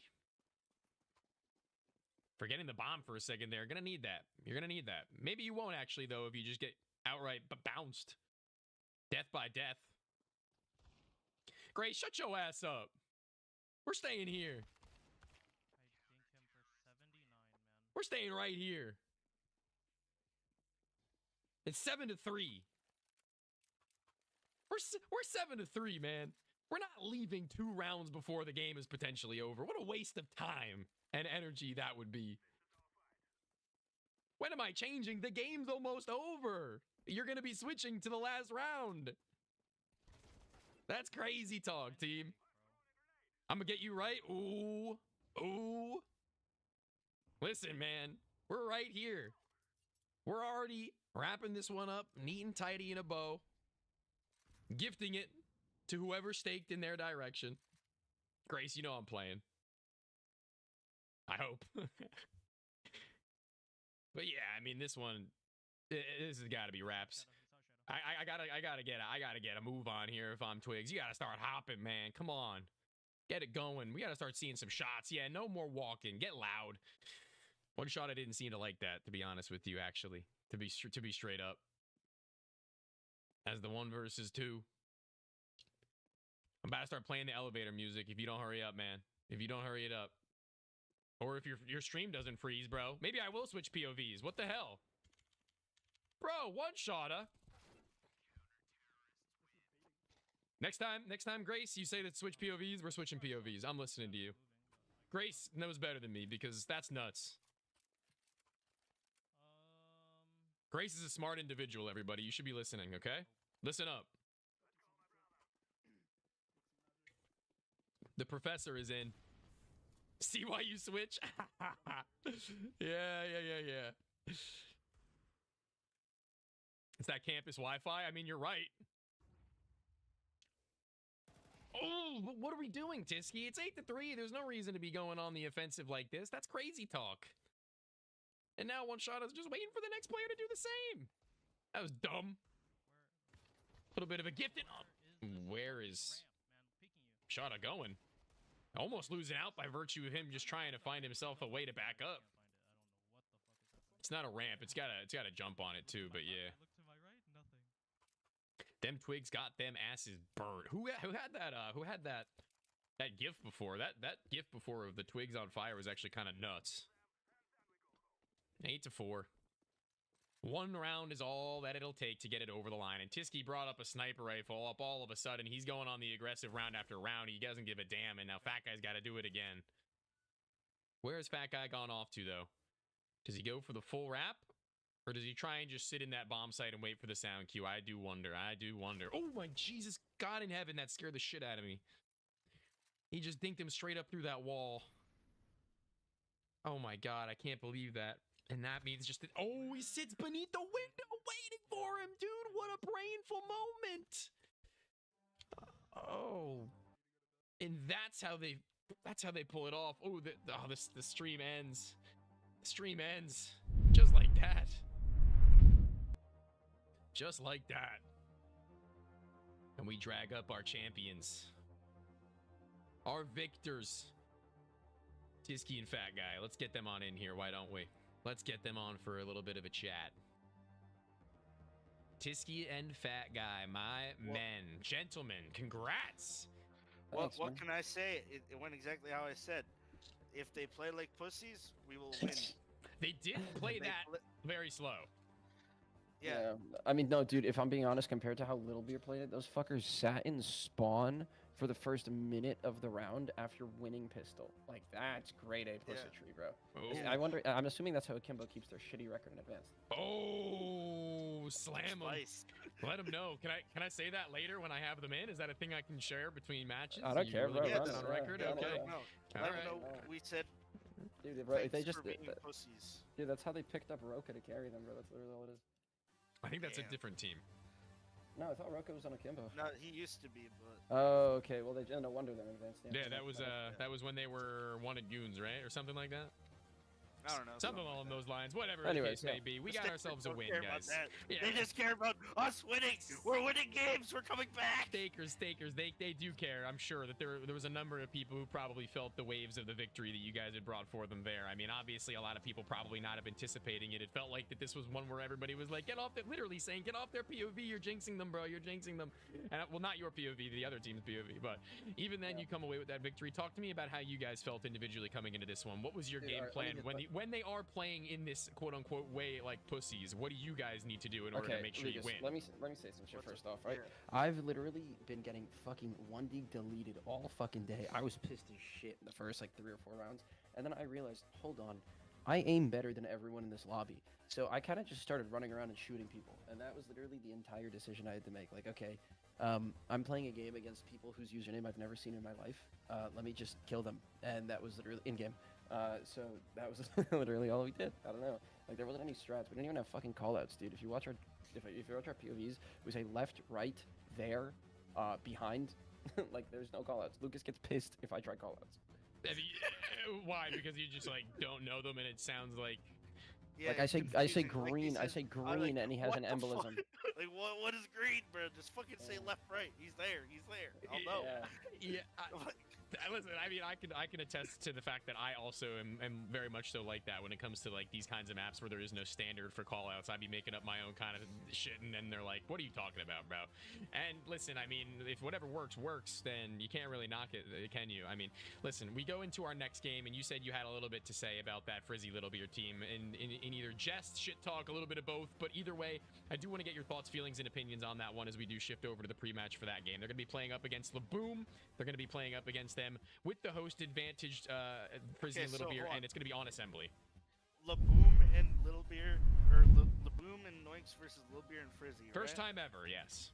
That is going to be the longest game ever played on 1v1 me. Like 2 of the most pussy-footed teams in the fucking league playing against each other. It's literally going to be a snooze fest, but I think that Laboom and Noinks are going to win it. Yeah, you gotta you get yourself a fucking coffee, Tony. You're gonna be watching rounds that go into like they're gonna plant it at 1 second left, and it's gonna go full bomb timer every round. This match is going to go until like 3 a.m. and it's not even gonna be because of fucking like tech errors. Like, these guys are literally just gonna be jacking off in corners, waiting for each other to peek. I'm thinking that like let me put it this way: if Lil Beer and Frizzy play as horribly as they did yesterday, there's no chance they win. So I'm gonna have to go with Laboom on this one. You guys have opened my eyes to a new sound effect that I need to add. And it's Which one? It's gonna be the old classic Vine, like either well, actually maybe two, maybe no, I have Vine Boom. I was just using Vine Boom, but the old Vine damn that one, Oh, yeah. the old rap battle thing where everybody's like, oh, after he says whatever he says, whenever there's shit talk going, because that was straight fire. You just spat at him. And listen, I do hope that there is some level of truth to it, because you guys will look like a little bit maybe smarter than people may realize in this game. I think they don't understand that you actually play this game. So yeah, we kind of understand the meta of this shit. Here's how I'll put it. Unfortunately, we can't put nearly as much time as some of the other teams probably do into this. But what I will say is, like, if you're gonna play scared in these wingmans, that is what we're able to capitalize on. Let that be a warning to people. Like, yeah, we might lose to Decrad, Laiku, Classic, and Kakir, but like, all those people, like, they play with balls. Like, they play with balls, so you gotta respect it. And whereas, like, none of these people that we've beat have played with balls. Okay, well, I can't really knock it. I haven't played. I haven't felt what it's like to really get inside the server in that kind of a capacity, and you guys are the first, the first-hand witnesses to how it may work. So I thank you for your time. I thank you. Yeah. But I will ask then, after having said both of you that it will be a long game and that it will be likely Laboom and no one to take it, the third step in stage in the predictions is going to be giving me, both of you, a round count scoreline prediction. What are we thinking? Fuck, man, I don't. 9-8 in favor of Laboom and Noix. 9-8? Dude, I don't know. I think what, like, fucking, like, whoever's the oldest is gonna develop Alzheimer's before the game ends. So whoever's older is just gonna lose. I think that would be Frizzy. I think. Yeah, Frizzy's fucked, man. All right, it's fucking 9-8 Frizzy, because Frizzy's gonna like have to buy a tombstone plot by round 6. At 8-8, he will get dementia. Yeah, like, dude. Like, fuck, man. Thank you guys for your time, and thank you for the interview. I appreciate you. Yeah. Have a good night. Welcome to the Real Fat Guy Tisky Super Team. Yes, sir. Oh, here it is. You witnessed. Thank you, guys. Thank you. Yes, sir. Have a good night, man. Oh my God, chat. What was that interview? That is going to go down in the history books as quite possibly the most unhinged of any interview we've had, bro. That is absurd. They some wild MRFers. I do tend to agree, Mo Money Trill. I do tend to agree. They give us a little bit of insight as to how they think that game may go as far as time is going to be concerned. They think it is going to take a long one to get finished out and through. What are you guys thinking as far as the stakes are concerned? Let's see what you've been up to as we've been waiting. Laboom and no one are going to be who you're going to be staking for primarily right now by a pretty wide margin, a pretty big gap. And as the First Bloods go, nobody has dared to venture into that territory. So let me just show you the stats real quickly in case you've missed them or are unfamiliar of how to pull it up. 55% First Blood conversion for Frizzy and Little Beer, 52% First Blood conversion for Laboom and no one. That is pretty high, I think, for both teams, to the point where you might be in for a little bit of a question mark as far as who you really want to give up all of your credences to. But I think the 55% for me would also be a pretty good bet for Frizzy and Little Beer to start out with. The staking in their favor for the pistol round, I find, is where I would also go for. Personally. Me personally. See what the world believes now, having heard Tisky and Fat Guy speak their truth as far as the super stakes are concerned as well. 9-3 for Laboom and no one. Guys, I think that's a little steep. I think that is just a little bit far out of the range to where I would feel most comfortable saying that it would end up personally. Me, myself, and I, obviously, though, like I said, I'm not trying to tell you how to live your life. I'm not trying to tell you how to use your money. What I am trying to tell you, though, that is a very bold claim to think that it'll end that quickly. I think Frizzy and Little Beer, despite the best words of Tisky and Fat Guy, are going to be putting up a fight worth their while. The first time these two teams have ever met. So Tisky and Fat Guy giving us an illusion as to what it may look like as far as the gameplay style is concerned as well. The map being Assembly. So that one is a pretty big map that you can take your timing on. Rich to P. Going to be giving over a little bit of that support to Little Beer and Frizzy. Let's see what we've got for our top picks on the night, shall we? 232. Big ups. $15 stake. Oh my god, bro. Add versatile. It's a pretty dope name. $10 stake for 155. Oh my good lord. 329 leaving for user 20495. Wait, no, 2049259. One hell of a username to be making that pretty a penny. Dat on Wheels, the $67 stake put down for an 11 times multiplier return. That is wicked. The Decrad 9-6 Dat on Wheels thought 117,000 in earnings on this app. You are an absolute insane individual for how much you've been able to pull up.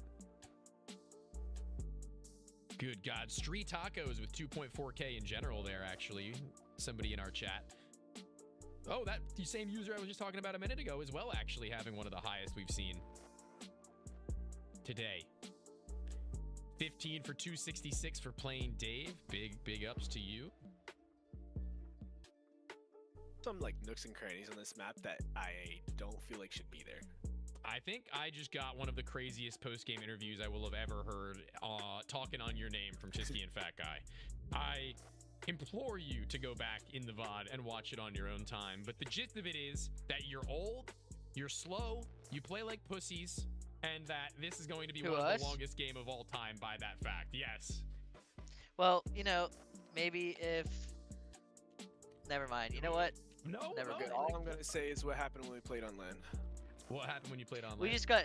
The stakers are just like the stakers are just like the short form brainlets that can't have like a attention span past like 2 Tisky and Fat Guy said this.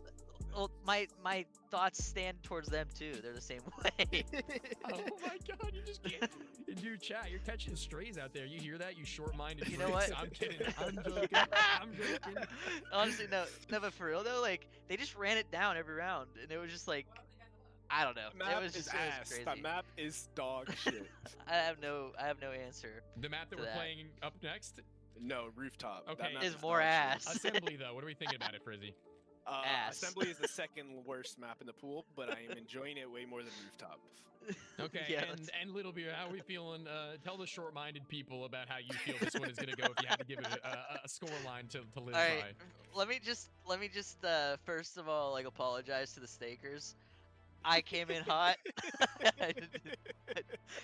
but there's no go. I'm standing on business. There's no going back now. Good lord. I've seen some of the shit they be saying about us, man. There's some crazy shit out there. But honestly, I think it's gonna be pretty close, like last night against Louis' team. I think we'll come out on top though. Yeah, well, short-minded greater than short wee-wee? Is that what you just said, Boyd? Or no, short wee-wee is greater than short-minded. Okay, well, maybe that might be true, actually, low-key. Who knows? Who knows? What about wide wee-wee? Josh knows a thing about that. Okay, well, a little bit of a TMI going into this even still, but with about 3 minutes left on the timer now, I guess you are going to need to show us whether or not you are the slow-paced team that we have been told that you are. But if it works, listen, I'm not going to, like I said to them, knock it if it works, okay? If whatever happens, happens, and it ends up with it coming on your favor, it don't really matter to me how you get there, to be honest with you. So we'll see in due time how you guys opt to play it and if it will come out fruitful for you. Good luck in your game. Thanks, Tony. For sure. Laboom and no one. We just got finished with Frizzy and Little Beer, and I was mentioning to them that we had a post-game interview from the victors of the game prior to this one, Tisky and Fat Guy, saying a little bit more of a crazy set of statements about them, but about you guys a little more specifically, that you also, very much so like Frizzy and Little Beer, per their own words, like to play it very slow, or more accurately, like pussies. So what do we think about that? Well, I mean, they literally run it down, so yeah, we just don't like turning our brains off, and we like thinking every once in a while. That's the problem. All right, listen, I hope that comes to your memory the next time that we get a pre-game interview with you against them. I hope that there is a little bit of that smack talk, because they seem to be ready to let it fly for the other team of Frizzy and Little Beer, and they let you guys off light comparatively. Let me tell you that much, trust me. But 2 minutes left. We're talking about this game right now. We're talking about Frizzy and Little Beer. We're talking about Assembly, a map that I think periodically teams have figured out how to play for, the headshot angles, the nade angles, and things of that nature. How do you feel comfortably coming into this one up against this team that you've not played against before? honestly, I feel like this can be a really even match. Which is gonna be whoever is like playing better at the end of the day. I don't have any specific thoughts. It's assembly. It's just gonna come down to like who can shoot today and who can play with their teammate. Okay, I mean, Laboom, are you with that? Yeah, agreeing all around in your camp right now. As this map is one I think that definitely makes for that. It kind of forces you to be slower. To your credit and to the other team's credit, if that is how this one plays, there is no just turning your brain off and running at them. You will lose on this map if you do that. A spawn nade from a CT over to the T side steps and you're already chunked down to like 50 HP. You know what I mean? So let's be 100% honest. This one is always bound to be a little bit more of a longer affair. But going into that, you saying it's going to be a little bit closer, you giving them that level of respect, you giving them that much room to talk. How do you feel the score line will turn out with that being your talking points? I think it's gonna be like 9-6 either side. 9-6 either side. Well, it's going to be a night, ladies and gentlemen, for our fourth game to kick off in mere moments. Thank you, Laboom and No One, for joining me for the pregame. We'll see whether or not you can shove it to them in the postgame. We may talk to you again. Thanks, sir. Yes, sir. For sure. Always, man. Boom and No One, Frizzy and Little Beer giving us the answers that we need. Not letting Tisky and Fat Guy fully get away with the statements that they spat out at the end sides of their matches as well, team. How are we feeling? Let's see what the stakes have changed up to. Oh, wow. You guys have really tightened up. You've really brought the margin in very slim. But the first blood, you're feeling Frizzy. You're thinking the quote-unquote old man, well, maybe he's going to be able to show you something of a thing or two.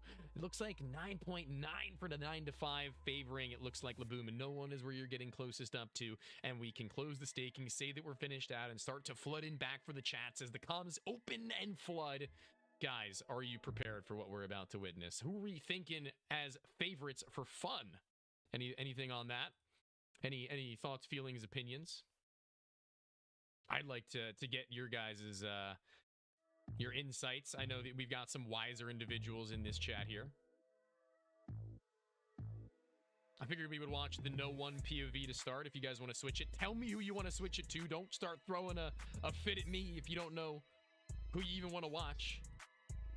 Okay, you got me? You here?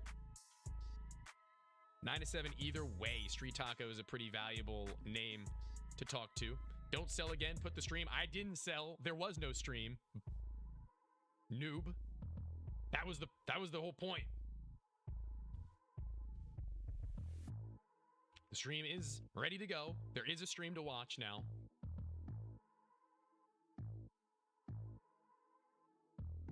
Frizzy, Frizzy, Frizzy. Labo, Labo, Labo. Big booty Tony. That's crazy. That's crazy commenters. But if you guys want to switch POVs at the end, like I said, let me know who. I'll go to Little Beer if we switch. That's who I've prepared for if we do a switch.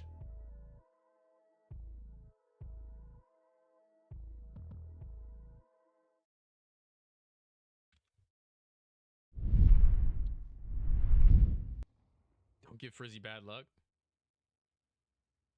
I don't give anybody anything.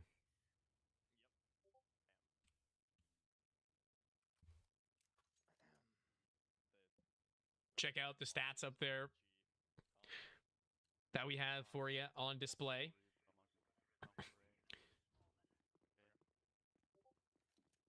They don't really know where they wanted to go. It's kind of tough. But now No One, he's getting up close and personal. He's getting the top of him, man. He's getting all the way tucked. I gotta get like the Mission Impossible sound effect, like bum, bum, bum, bum, bum, bum. Laboom. Making it happen, slamming him. Not sure where the last of these guys is, but he's sneaking around. This would be perfect time for that to be had, that slow and steady sound effect, and boom. No One not having a great start laggy-wise, but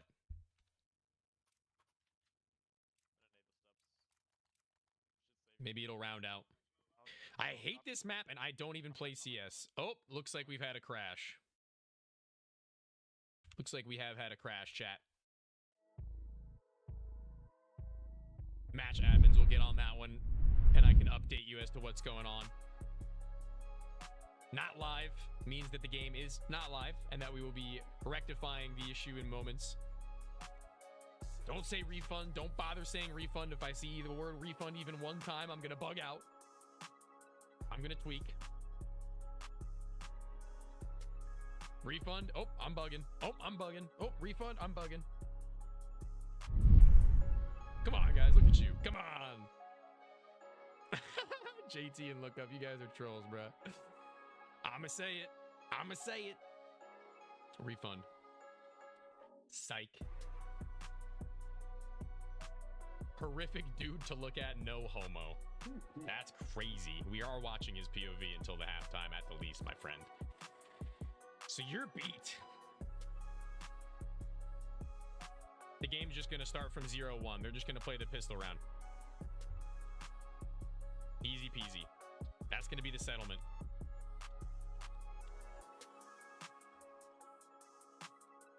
No problems outside of just resetting that pistol round. They're just going to get both kills. Laboom killed both of them. Check your screens. I'll leave that up for a second for you guys to read out.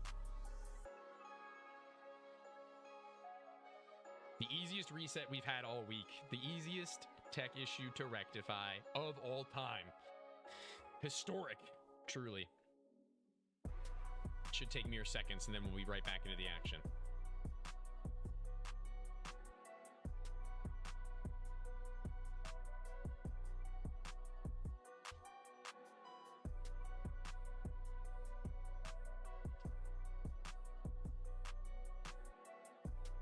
So don't sweat. Tony, a refund would be beautiful. Oh, okay, that's cool. You're pretty beautiful. No refund on you, though.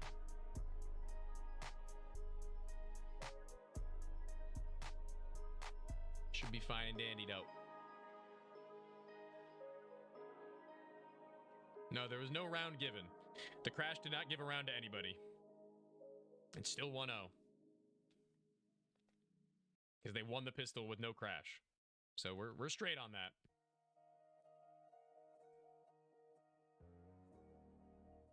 Don't you worry a hair on your beautiful little head. We got this one and we're going with no ifs, ands, or buts. Who did I pick? I actually don't think I gave a refund. A refund, Jesus. I'm reading. I don't think I gave a prediction, actually. I'll give you extra util behind you. I think I went pretty neutral on this one. I think like 9-7 either way. I don't really have a. It's a match that's never been played before. I have a hard time really understanding the differences in how the gameplay works out. So.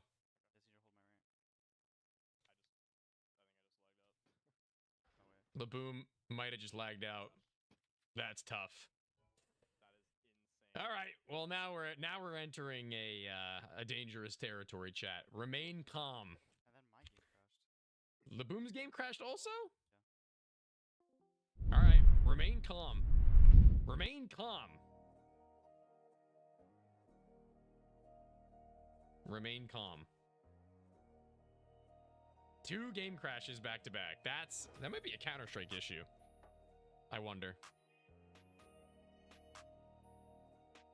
Try and change the host and see if that will fix anything potentially. You can't be calm right now. Why can't you be calm? Nothing happened, bro. There's no reason to refund. Nothing's changed. What do you not understand? Everything is the same as it was. The pistol round got won. Nobody got an unfair advantage or an unfair round because only one damn round has been played.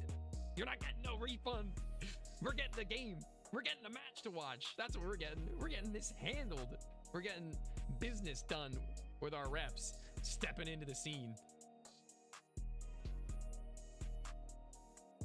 You get a refund, and you get a refund, and you get a refund.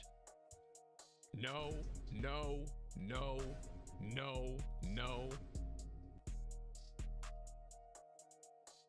You get nothing. You lose. Good day, sir.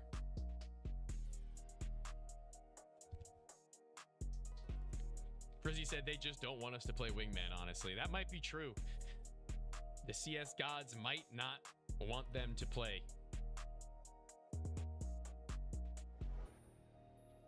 It might be the case. 10,000 refund. My bad, bro. Okay, I'll send your 10K back.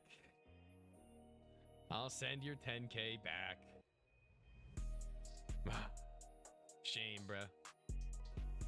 Sipping on that tea. keeping cool, calm, and collected as Mo Money Trill, watching it all unfold. They're launching into the server now with a change of the host, seemingly trying to just make sure that there is no crash based on any sort of an internet lag issue in connectivity. Senior live referee giving us the lowdown, giving us the hoedown, giving us the information. Once again, the game crashed at 1-0, so we're going to be recreating it from the same point in time. No change. Pistol round got one fair and square. Nothing else has happened beyond that. Bro's going Kaioken. Holy moly. Latrim is straight up powering up, bro. Huey. That's cool. And hoping that the restart that's happening as we speak is enough to get things moving and grooving and smoothly. As one does.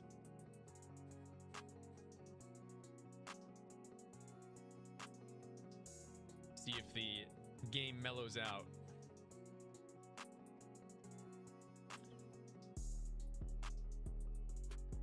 Take it to the wire. It would be a pretty insane game if it did go that deep. Be a longer one. We already knew this one was probably going to be one of the longer ones. And all things, I'm not going to say a word. I'm just going to throw us into the game. I'm not going to jinx anything. ¿Qué pasó? ¿Qué pasó? ¿Qué pasó? Marcial. Okay, so Laboom's just going to kill the both of them now like pistol round. Just like pistol round. And we're going to go back to the game as it was.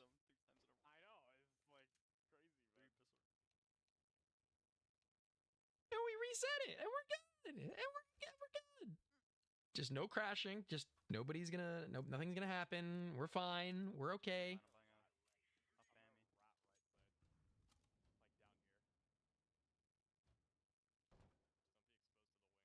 And there we go. There you have it. Already the SMGs and the FAMAS is brought forth now to fight back against a low buy FRIZZYY and Little Beer. Trying to get active in this wing. Let's see if anybody goes for that hard swing, baby.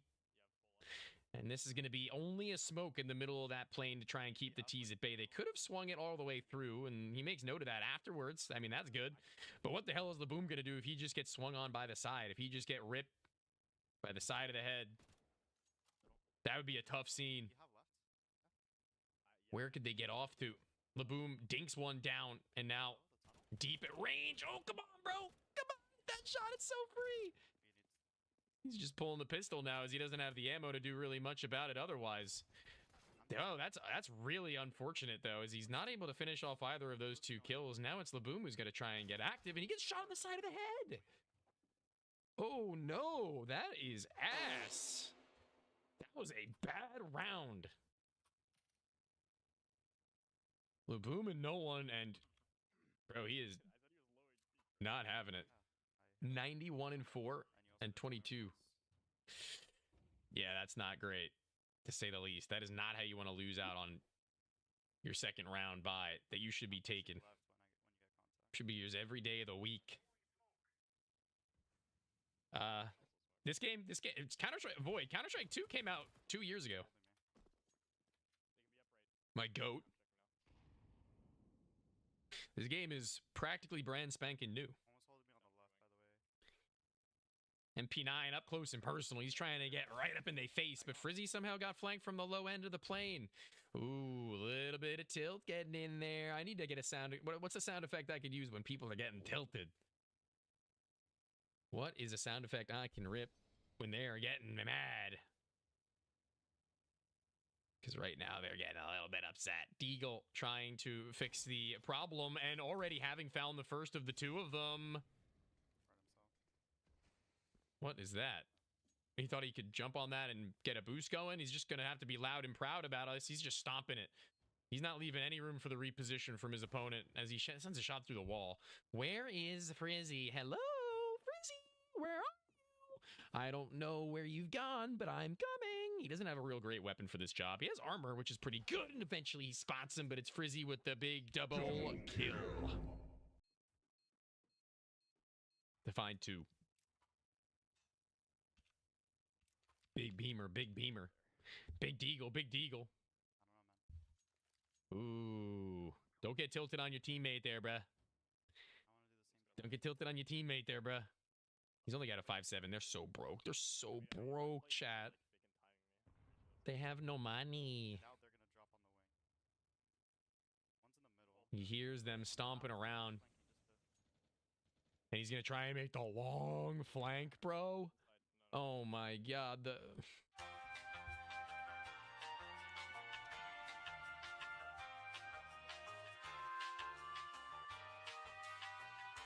Are we kidding? The longest flank of all time? If this doesn't work out, if this ends blowing up in their face, then they're going to be, oh, very upset. That was almost a whiff. That was almost possibly the worst turn of events, but eventually he gets back face. It works. It does work. All's well that ends well, and they return grace and return face. Full frontal assault as well as the backstab bandit in no one. Ooh. Look at his face nodding. He knows that. He knows what that meant. He knows what that meant. Whew. Okay, HEs. We were saying in the pre-show, HEs can be big. Let's see what it means. Oh, they're not going to rip it. I thought they were going to try and blow them to smithereens. What the hell is up with that?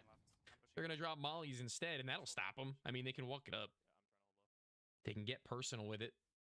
They can get invested with their opponents and try and shove it in their face, but that didn't really do him very much good. Frizzy and Littlebeer and trying to go on the low ground, he just gets ripped to shreds, to pieces. And now the step down, closer and closer he goes. And this is a lot of room that he's afforded to him. He could have gone anywhere on the map, anywhere on the board.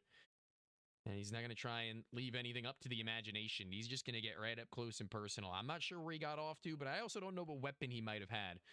A fully automatic rifle, and he might be able to do something. We'll switch to Little Beer at the half if you want. What? Hello? We'll switch to Little Beer at the half. Don't even worry about it, Big Pimpin'.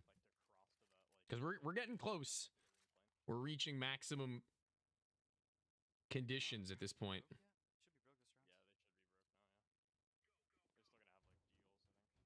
This is a time to come alive. AK-47 for no one. Drops down, swing wide. What do we got? He's got nothing is what he's got. He's got damn near nothing. Laboom. He's a little bit on his own there. Gets ripped into the bomb site. The same story. The 1 versus 2 clutch.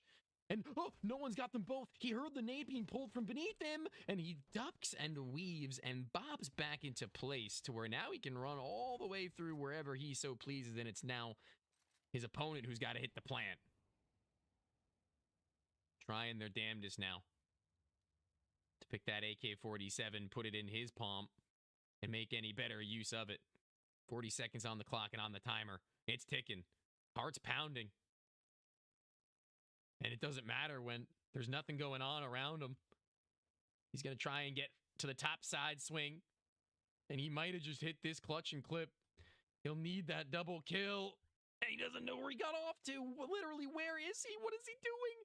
This T-side player is just wasting all this time trying to clear. But he doesn't know that he's been played a fool. Farted on. Shut on.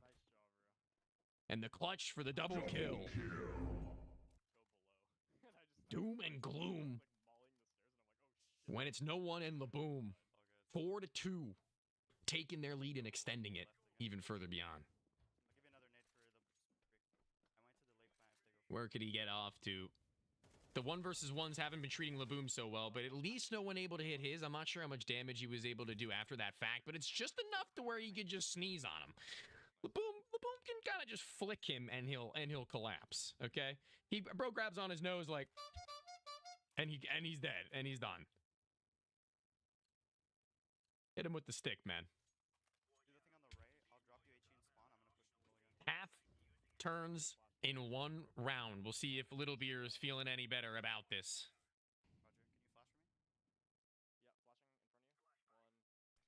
Flash off that wall. Bank. It's not a good flash. That's kind of crummy, to be honest with you. And now he can just sit knowing that at least he's got this center of the plane to play for. Little Beer and Frizzy going on the down low, perhaps leaving themselves a little bit more of an unknown identity. Is that the best way of play, though, is the question. Is giving Laboom and no one all this room the right idea? I don't really know, and I don't think so at this point. Ooh, really fat, bro. That's a fat sound cue you just made.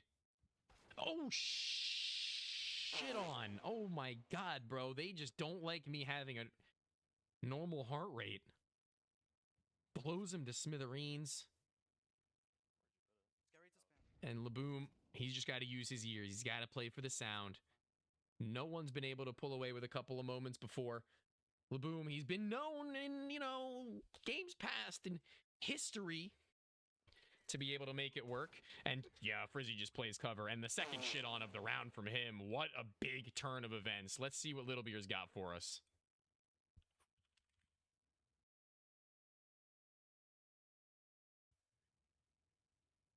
I'm gonna jump up wing for pistol. Okay.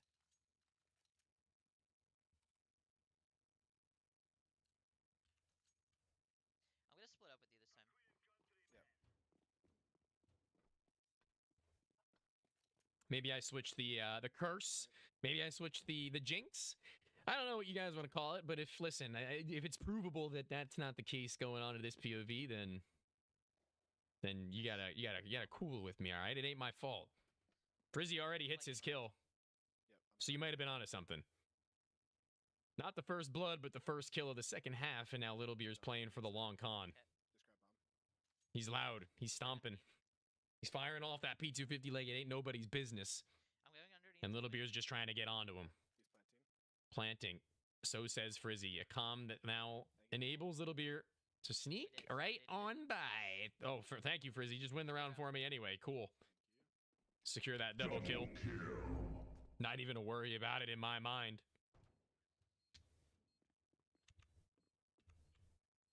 And now Little Beer just going to be parkouring around all over the place, dude. He's just jumping all about. What is going on with Twitch tonight, dude? It's like doing like a speed run. Where it just pauses and then catches up immediately after a minute. I'm gonna play for info. What the fuck is boom boom? Oh, I thought that said boom boom doing. That would have been funny. Now it's not funny. No poop references. Not funny anymore. Entering high time in the night. Where I'm getting delusional on it. Want to give them the best product possible right now. Do Little Beer and Frizzy. And drop in their utility trying to stuff them. That might be the way of play as Frizzy got his. They like playing a little closer together, Little Beer and Frizzy, I've noticed. At least compared to their opponents who, on CT side, they were pretty separate, I feel like, personally.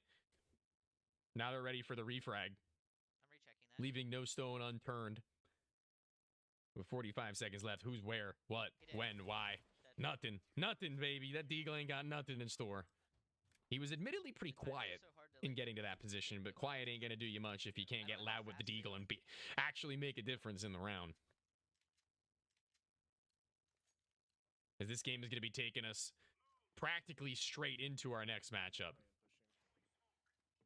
That Molly, was that good? I can't tell if that Molly was good, but Kobe!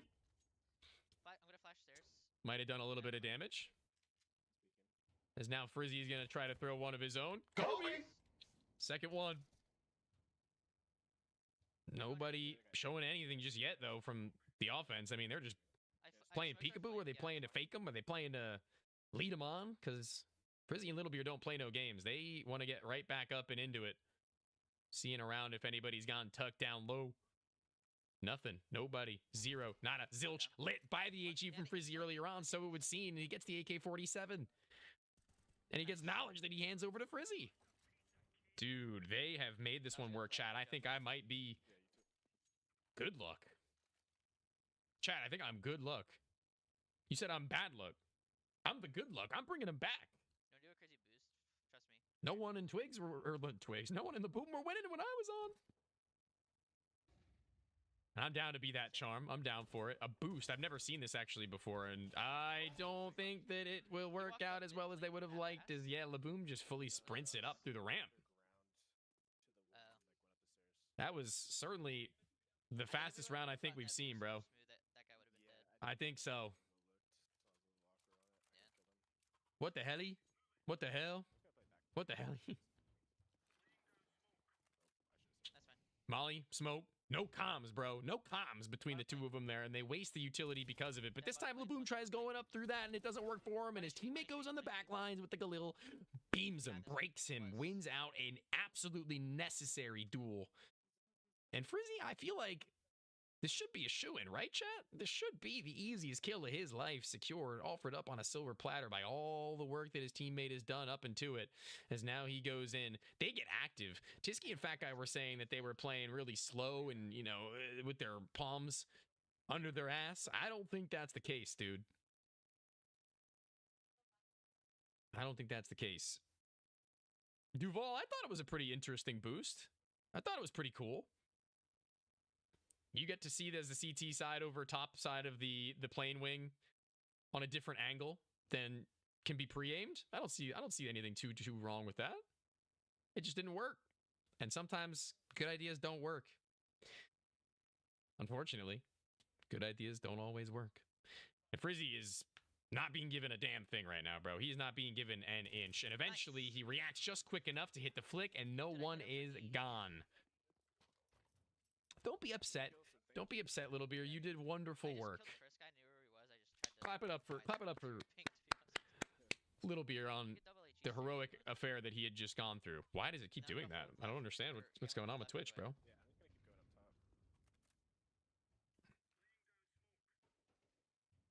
Gotta like maximize it and minimize it for it to go back to playing at a regular pace.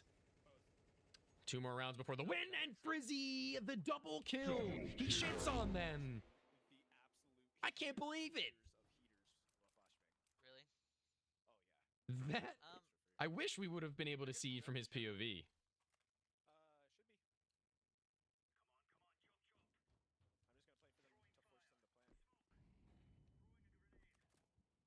I needed steps. I'm holding. Talking only just barely about how this one has gone back for FRIZZYY and Little Beer. It feels like seconds have gone by and it snapped your fingers and you wouldn't have realized that this one for so long was Laboom and no one. It was their game, bro. They had it. It was theirs to lose, and right now it is theirs that they are losing. And trying to keep themselves from losing this, from tossing what has been the climb back, are FRIZZYY and Little Beer and playing closer to their spawn than anything else. They're not trying to let up freebies. FRIZZYY, a double kill last round, calling over what was going on the other side, and it's going to be Laboom who loses his life and loses the C4, loses the bomb, and it might be the game done and dusted just like that. Flash high, FRIZZYY's going to go wide. Will he be able to find the kill as he needs to? No, no one on that Galil has been lethal. He has been something of a menace, but Little Beer will let him get no more. The double kill and the win. Big ups to team, to bro.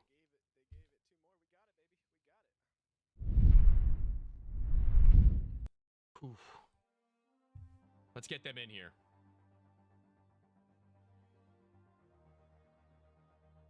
Let's get them on in.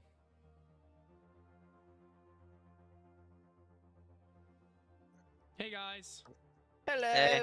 How are you? Wonderful. Good, how are you? No, I'm pretty good. I watched a pretty good game of Counter-Strike just now. I got you know, a little bit of a comeback story when I switched POVs. It seems like I might have been the good luck charm to get you on forward form. It's my fault you won. You're welcome.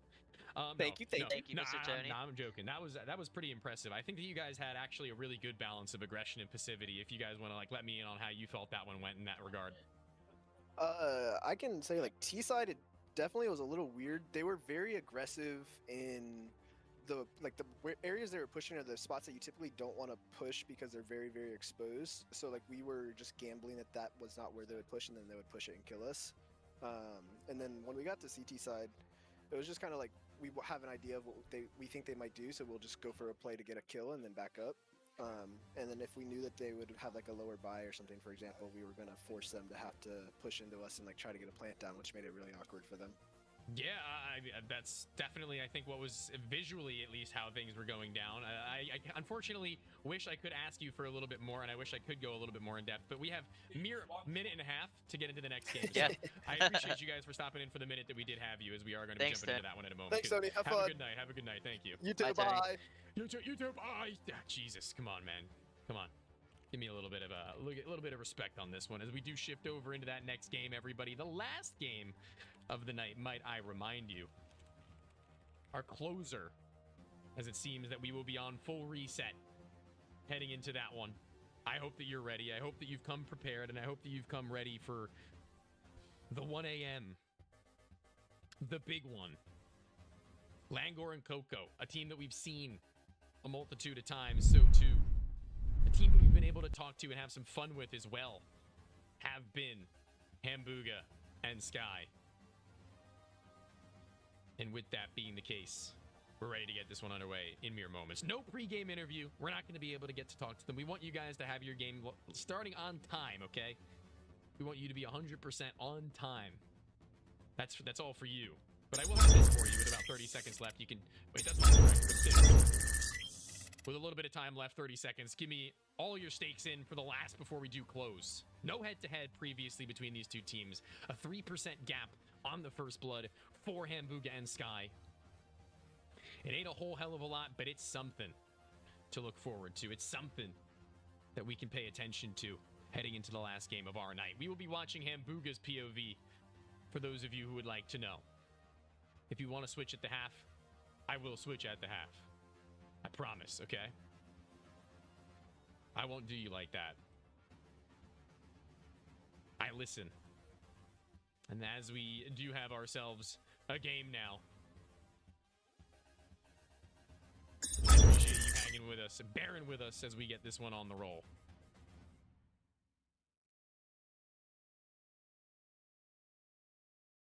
Team, how are we feeling about Hambuga?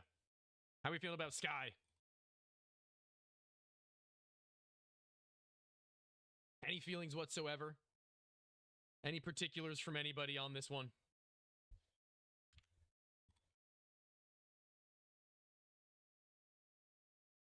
I need to know. Langor winning. Potentially. Potentially.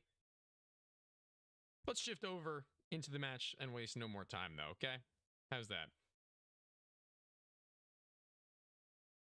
How do you like the sound of that? Screwdriver asked me who I think the most underrated player in 1v1 me is. I don't know if you're still here, but...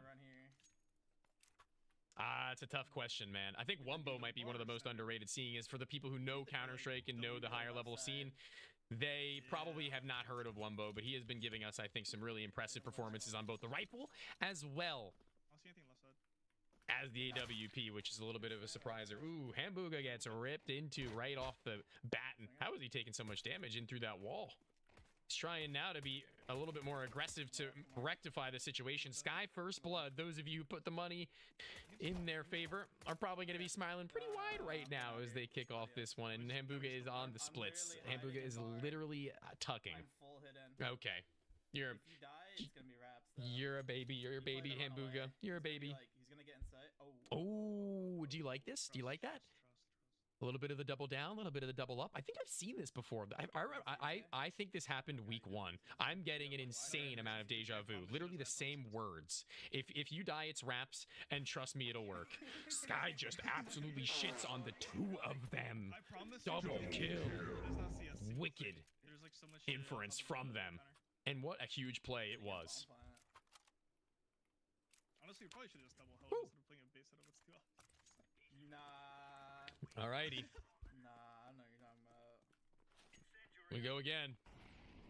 I forgot his fucking spot. Holy shit. I got you, Grace. Anything for you, Grace. I kiss the ground you walk on, Grace. I'm trying to hold this window, but ain't nobody here. My absolute adorance. We got an SMG getting closer and closer trying to make this one an early flank, and I mean, Langor was relatively ready for it, but they only have a pistol, and Booga's not letting you get away with that one.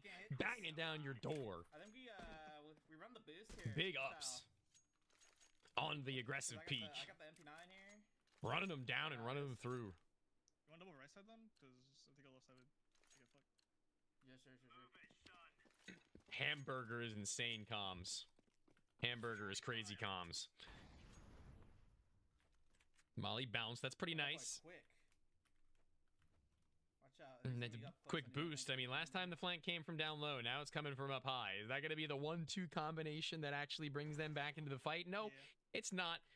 Because Sky has already gone so very, very far deep into a duel with Coco and lost it. Not the greatest feeling ever. But Hamburger, they're feeling pretty good. They're looking pretty good. A double dink and being able to find the next of them. The win on the clutch is sublime. Not the greatest feeling ever. But Hamburger, they're feeling pretty good. They're looking pretty good. A double dink and being able to find the next of magnifique. It doesn't get any better than that for Booga. 3-0 in that fashion. AK in hand too. Oh baby. Oh baby. I'm not making any noise. I'm just letting them walk into me. They can peek. I think that they're cut out for a victory right now is the way that they look like on the way that they play. The aggression non-stop. Where the hell is Langor gone off to, as Hamburg is saying? Show yourself, coward. Let's bomb on the left. Dude. Oh, I was going to say that they should be fine to make this spray happen at a distance, but up close I got a little bit worried, but that's a double kill. A little bit scary. Yeah. A personal vendetta being held right now, it looks like, with the way that they're playing. Even though they have no actual beef with their opponents, they're making them look like fools. An incendiary nade combo. Kobe calling that both players were on the left there. If they're on the full sprint, the Hamburger's already gone beyond them. He's already gone past. He's already in the back lines. He's playing James Bond Counter-Strike. Sky has gotten to the back end of the coffee shop, and it's the old 1-2 peek off one another. It's the old tag out. They're looking for me, I think. Watch out, they can CT on you. Tag in. Booga the only one that came to play for real. I mean, clearly it looks like they came with some sort of a level to him. Sky gave him the pistol round, and that looked to be hella nice. Hamburger flanking, but be careful. They could be already around the bend on the turn back to your own spawn. Okay. They did hit their spawn, actually. And they did get to a point where Hamburger's got to be very much so prepared. They smoked themselves? Yeah, I know. What are they doing? Guys, what are they doing? What are they doing? I think they are. Okay. I'm not holding it right now. I think playing my off angle again. That right there could possibly be one of the worst decisions they could have made. Yeah. In this instance, and they're both going to come back now. Oh, inside. Clears him. But Hamburger's ready for him. On the cake. Duel inside the smoke there. I thought Hamburger would be able to win that duel, to be honest with you. It's a bit of an issue. There's a jump spot that over the left side of that smoke. I saw a little head. I saw a little peekaboo. Sky shouldn't have any issue. Yo, what the hell, dude? I can't believe that this is happening, actually. What was that luck round? That was an interesting round. I mean, I guess shit on, but like... Very interesting. That was just like... not real. None of the shots being connected really looked like they were recreatable, to be honest with you. I don't think that that's an indicator as to a comeback or anything like that just yet from Coco. But if there is a map that Coco is usually a beast on, it's this one. Coco is a beast on this map. Very regularly. He ran away. Headshots are nice, but round wins are better. And they've got smokes up all over the site. How long are they going to sit with this one, though? Are they just going to sit on their hands and wait for them to execute again? Sky and Hamburger now just waiting for their opponents to make the next move? I mean, it's a chess game. It's one where they're moving their own pawns, but they're the pawns, dude. Body my left side. One's left side. Oh, what a little nade going there. That was pretty impressive. A bounce off the wall to burn off the middle sight pillar. They've done their homework, little nerds. The little nerds have given out their utility knowledge, and Coco swings before the flashbang actually pops. Trying to spot left side here. Tough. He's probably pushing The half not that way out of the realm of possibility. I'll switch the POVs at the half to see if, again, I'm the good luck charm for the team on screen. We'll see if it'll matter. I didn't give you bad juju. Look. The team on screen is winning. It's got to be good juju, right? Let's double right side and just like double push long. Go. Okay. They win out that round, and they immediately want to go ripping in for some kills. Double peek, nade over top, flash goes high. Are they in for the fight, though? One is close. Sky's calmed it, and it is going to be defense playing from Hambuga on a different angle than the one that Sky is going to find them on first and foremost. But there goes the next of them, and they don't know that Hambuga was here. They had no idea, and this might be the element of...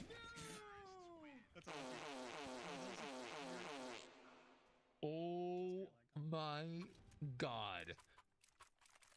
What are we doing, dude? Coco just threw his mouse across the room. Yeah, we should just reset. And it hit him in the head. Yeah, if we're playing it smart. That is some way to win out for Coco, who again seems to be on a little bit of a wicked heater. I'm just playing the bar and spotting. Surprise, mother. Too close to me. Beep. Flashing over bar. Smoke for smoke. Molly on site. Flash that goes high even after that, and Hambuga can escape. Another Molly just behind him that he just gets hit in the head by, bro. He just gets donked by it. Just gets bonked in the head by the Molotov grenade. And we're getting lucky with the spams on both sides now, okay? It seems like everybody's getting their licks in. Everybody's getting a little bit of the action. And Hambuga's still here. He's inside the smoke, though. That was actually of their own design. The tease through that smoke. One double peek this? Sure. Swangin'. They save Hambuga. The bomb is on the ground? Never mind. What? Wait, I just Okay. Yeah. I didn't feel like I did. Practically 100 damage spammed him through that smoke, actually. Good half. Good sport, Sky. Good sport. Big potion. Good half. Do you think it was a good half? Oh yeah, I buy the util. You buy util, yeah. You get techie like that. I'll switch POVs for you. This guy's definitely gonna peek it early. Cheeky like that. Do we have Coco's POV? Hold on, wait. We'll wait 1 second. We don't want to miss this pistol round. And then we'll switch to Coco's POV. Excuse me. I'm on your way. Sorry. Just hold on a second. Alright, hold on. Line up the molly.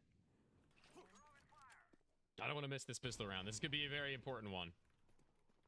You take They walk it in. They burn out only the close pillar, but the deep side of the coffee shop has not yet been discovered. There goes their plant.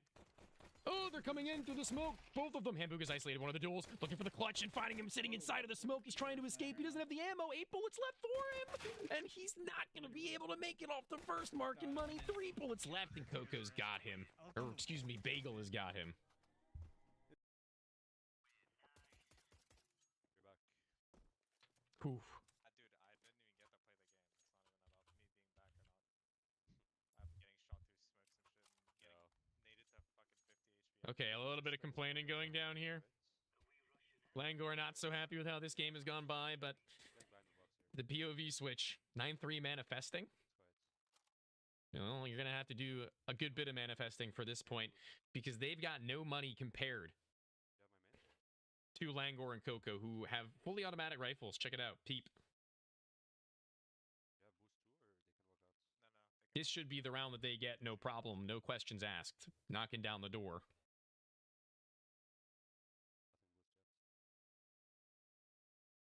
And just trying their hand at a deep wrap. Deagle in hand. Coco remaining in danger, needing Langor to get on top of business. And they do. Handled. No problemo. Easy, so says Coco. I agree. It looked pretty easy to me. I'm gonna play like Lame spots? Is that what he said? He's gonna play lame spots? Yeah. The hell does that entail? Is he gonna be sitting in the back of the coffee shop like they were before and just sleeping? Taking a little bit of a nap until Hambuga and Sky show themselves?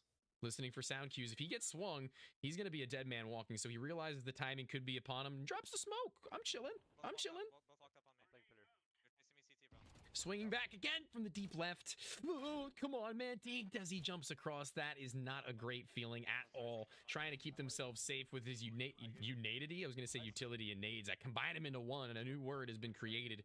But Langor having the cross to the sight lines after the cake swing has happened finds not only 1, but 2 kills. Coco, he falls all the way deep into their spawn and puts full faith in his teammate, and seemingly that was for the best.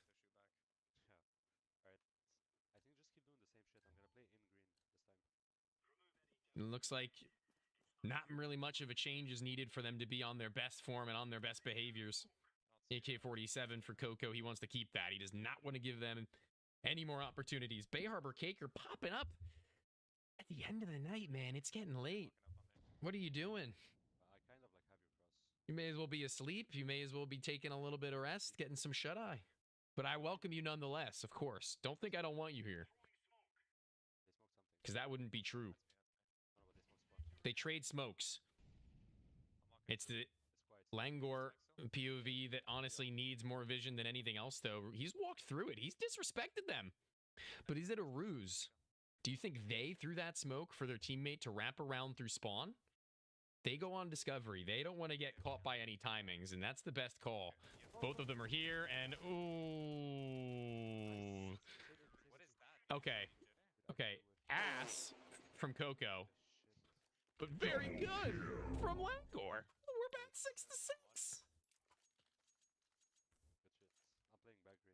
Oh my God. The good luck charm is happening, bro. Spectator's luck. Listen, that's 2 for 2 right now is the spectator luck. That's on me. That's on me, OG. I was asked for the POV switch. You got the POV switch. You get what you asked for. So don't put it on me, bro. It's the commentator luck. This crossfire they set last round seemed to work well enough. Coco and Langor doing what they've done so well on this CT side and not really bending until it's losing them rounds.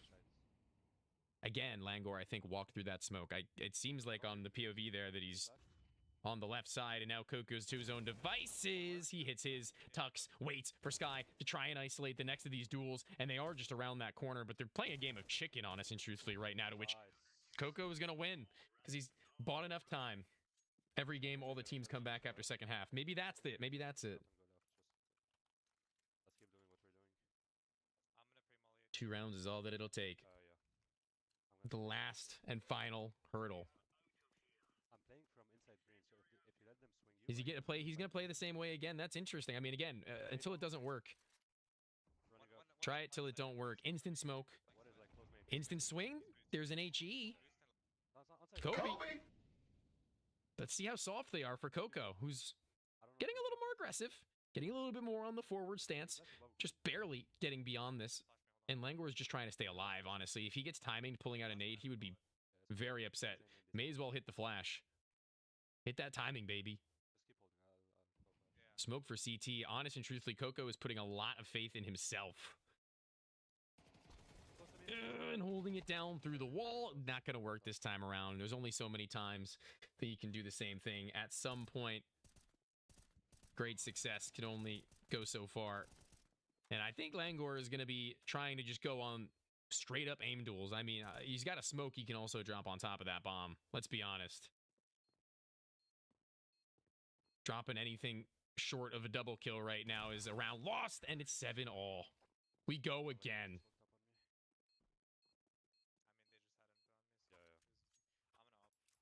AWP, they both bought one. Coco wanted to up. Are they going to double? No. Okay, good. Whew. Thought they were about to double up on Wingman, dude. That could have been the worst decision ever. But Coco is a very good AWP player. This sniper rifle, for those of you who aren't aware, it's a kill from the waist up, one shot, armor or not. So it's a great weapon to use in these kinds of scenarios.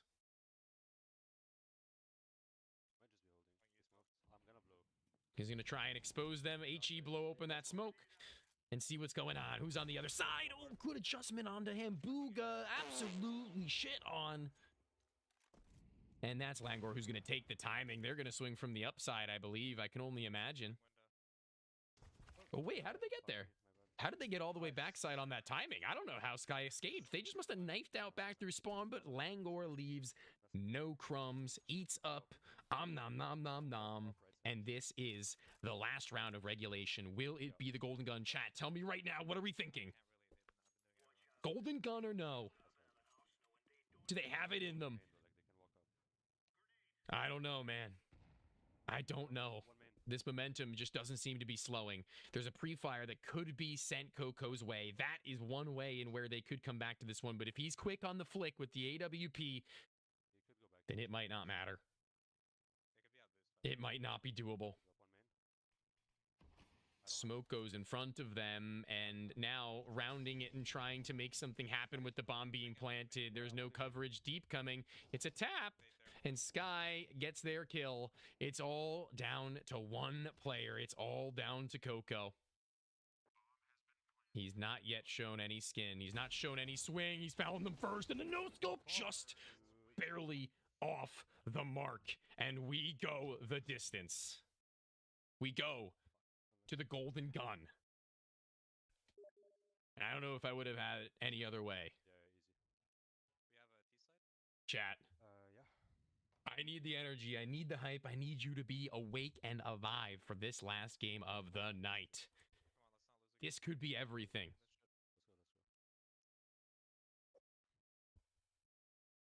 I'm going to need the energy, guys. Show me something. Who's winning this one? The pistol rounds, they've been here and there. They've been back and forth.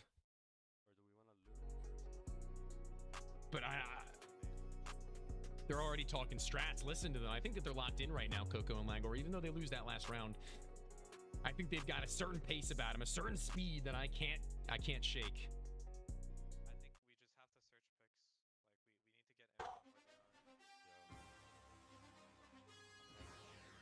We got ourselves a game. The final game of the night gets the golden gun. How much better? Whew. I don't know how you're feeling, but I'm ready to get this one underway. Coco and Langor. They've brought it all the way back. They've brought us fighting tooth and nail. They've got Glocks, they've got body armor. I don't know what the other player is working with right now. I don't know what Langor's got cooking. Might be a P250. Teams do love to go for that. They love to hit that heavy firepower. There has been a footstep that has been heard. I don't know how close or how far Sky and Hamburger really are. And they have been able to pick it up. But regardless of that fact, eventually goes the headshot. Langor's hit it. He hasn't killed them, though. It was non-lethal.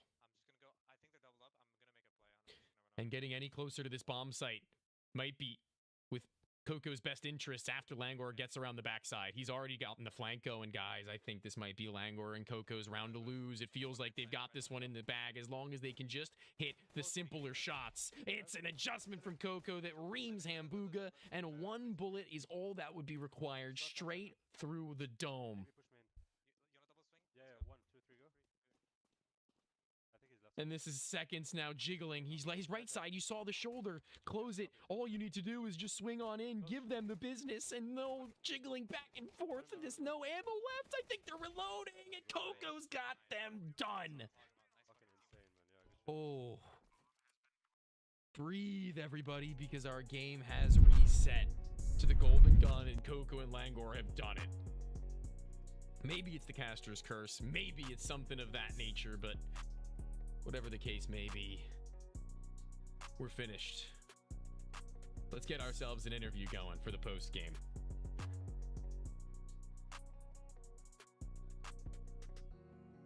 What a grind. What a grind, boys. How are we feeling? Was our hearts ever starting to pump as that got closer and closer, let alone as we got pushed to the overtime after the drawback to 8-7?